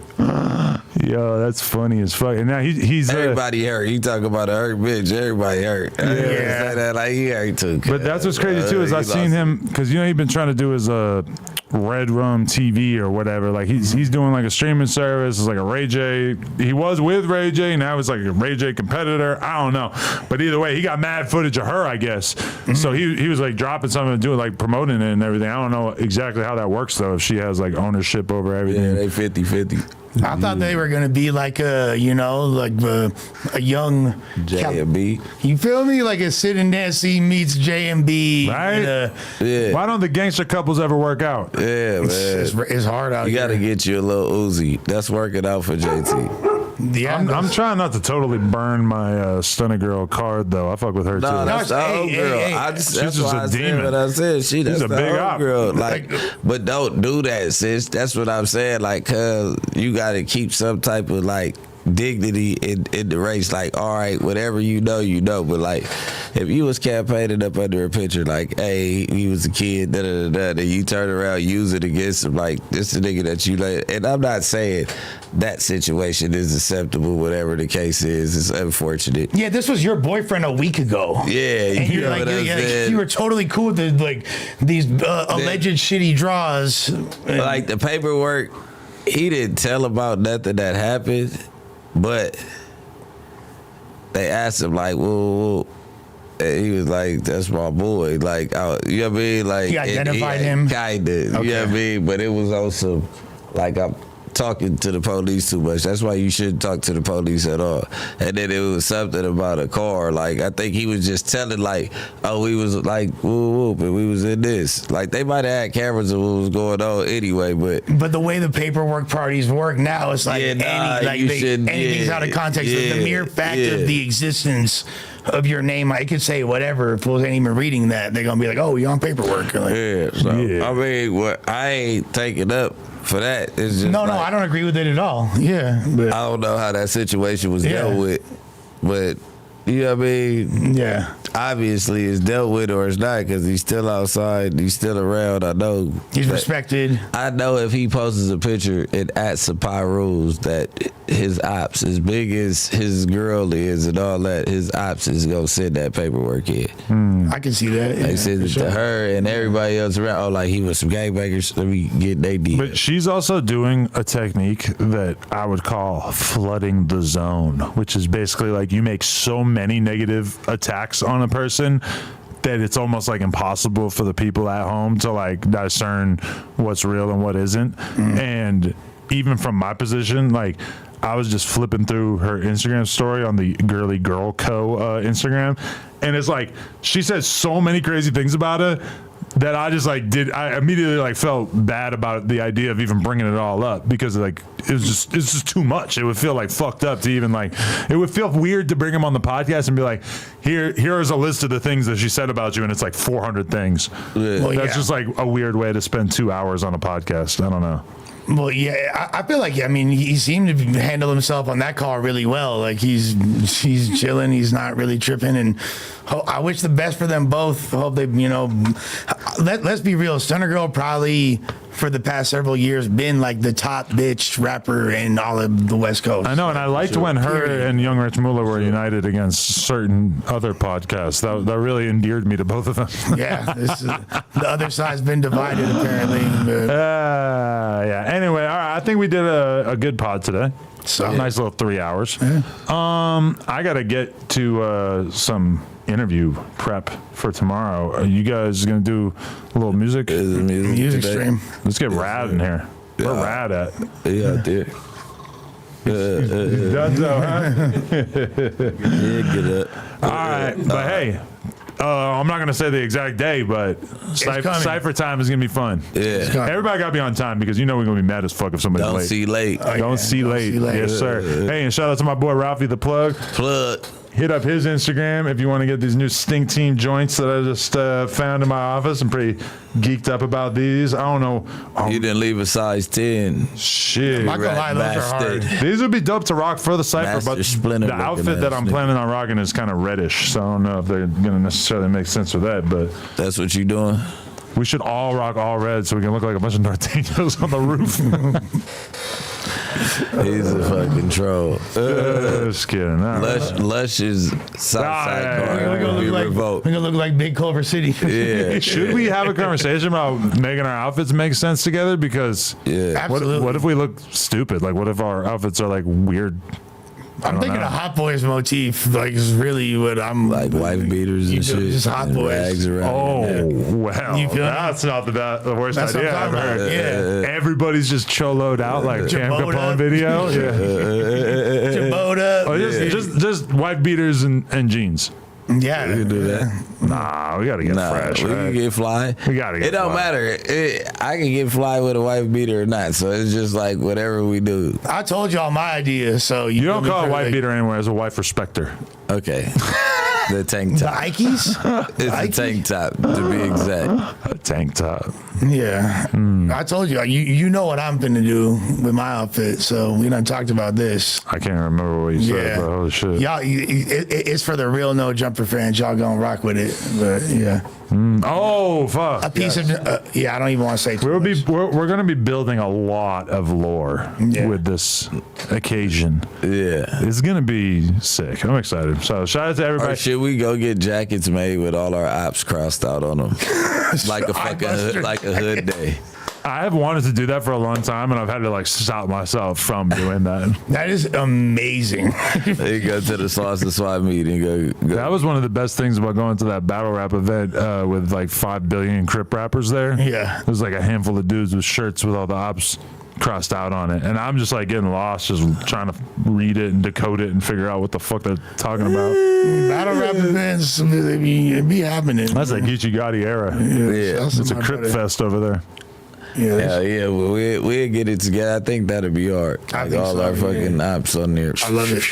I love it. That's a big jacket. That's a big jacket. That's an awful lot of eyebusters. Oh shit. All right. Appreciate everybody who watched this. If you want us to hurry the fuck up and get the cipher out, smash the like button if you can't wait to see the No Jumper cipher. We out. Stick around if you guys want to hear some tunes. The 22 Stir, Lush Uno. Come on. Crick Casey.